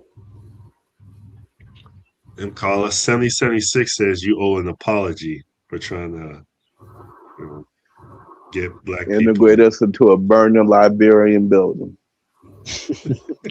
What's he talking about? The crazy thing is that Colin never told 1776 to go to Liberia or Africa. I don't want to see that motherfucker. What are you talking about? I go to Liberia to get away from niggas. They try to bring y'all over there when you're crazy. I get nervous when I bump into a black American in Liberia. I'm like, oh shit. He used to piss Colin off in 1776, calling himself a Pan-African. He used to kick him off the show. He is a Pan-African. He's an honest Pan-African. Everybody, like I said, all these movements really have no meaning because they have no structure. That's why anybody could just say, you could be on one hand, this guy can't wait to suck some ribs up on the 4th of July. Colin, you're not gonna eat nothing on the 4th of July? No, but Colin, that's an example of black people sucking that infrastructure. Even when we build an idea or a movement, Pan-Africanism, we never put a definition to it, so we don't even know what the fuck it is. You show fireworks.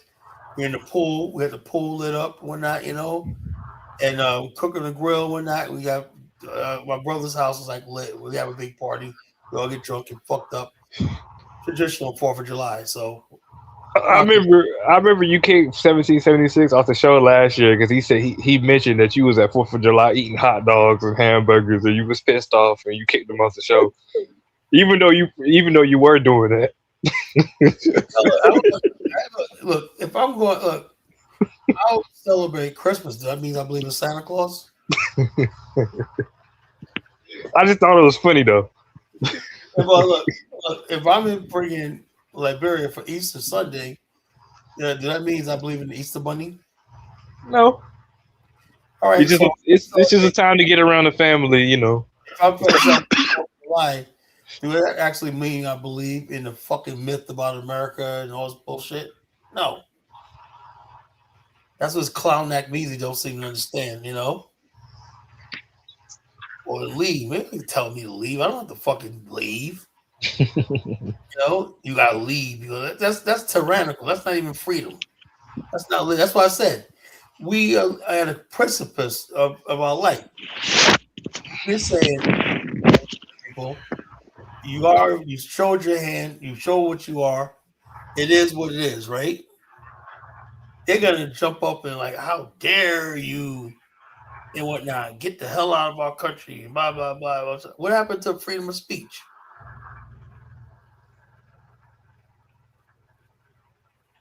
Freedom of speech just went right out the door. Well, since you're talking about like people going to jail and stuff, freedom of speech, if you brought it up, I believe Ted the Builder, he's going to prison too. Absolutely, he's definitely. I believe so. They're talking that nonsense. They switch up when it comes to Ted the Builder. Oh, he has self-defense and also freedom of speech and all this kind of nonsense. So no, nah, he's cooked because he had like you know, they're gonna use his Twitter and all that stuff because you know what he say. He wrote on his Twitter one time. He said something about killing chimps or monkeys or something like that. So he's going away. Yeah, but if they get the right jury up there who's sympathetic, he could walk. I don't know. I doubt it. You know, so. He did too much, and it'll set the wrong message if they let him walk. Well, send the wrong message. They don't care about a message anymore. The only thing is controlling this is those judges. Those judges, like, you fired this off at a courthouse ground. You weren't even scheduled to be here. Mm-hmm. That's what's hanging him.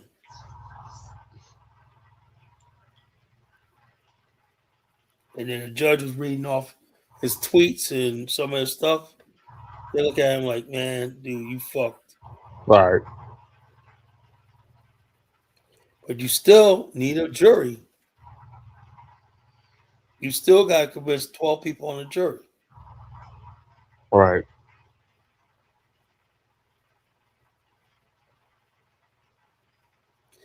And also, I want to know, where is the guy that he shot?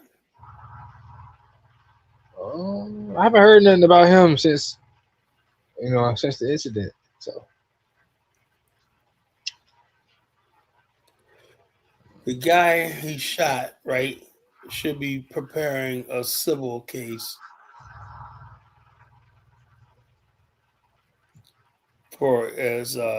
against this Chud to build a clone. Let me see.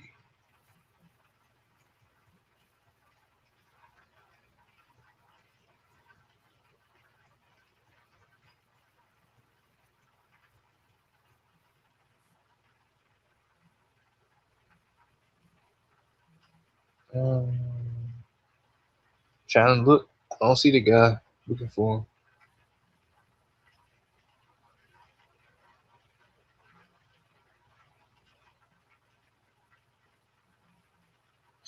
I mean, people just put themselves in bad situations. I don't get it. Like a grown man just going around harassing people. He wasn't that smart. He wasn't educated. Yeah. Like I said, there's two types of white supremacists. The real white supremacists, like your Jared Taylors, your Nick Fuentes, they hate guys like Chuck because they're ignorant, you know? Mm-hmm. It's like a trailer park trash type of guy. Yeah, they hate that trailer truck, but they use them from time to time to do that. Right. Nope. Scariest ones are the ones in government or positions of power. Yeah, I mean, it's scary, but the bottom line is this: even more scarier is ones that fucking got guns on the street and don't give a fuck, you know? Well, that too.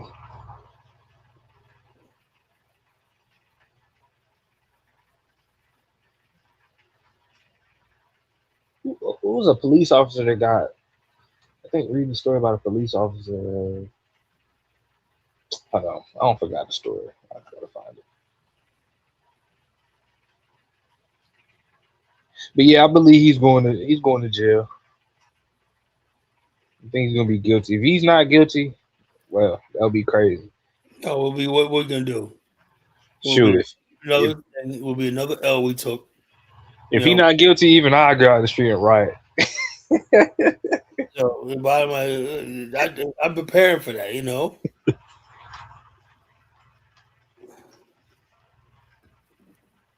I'm bracing myself for that, you know, that you know, you might not see justice. Right. It's just too much damning evidence on him. I just don't see him walking. If he walks away from that, that'll be a big middle finger to the black community. Right.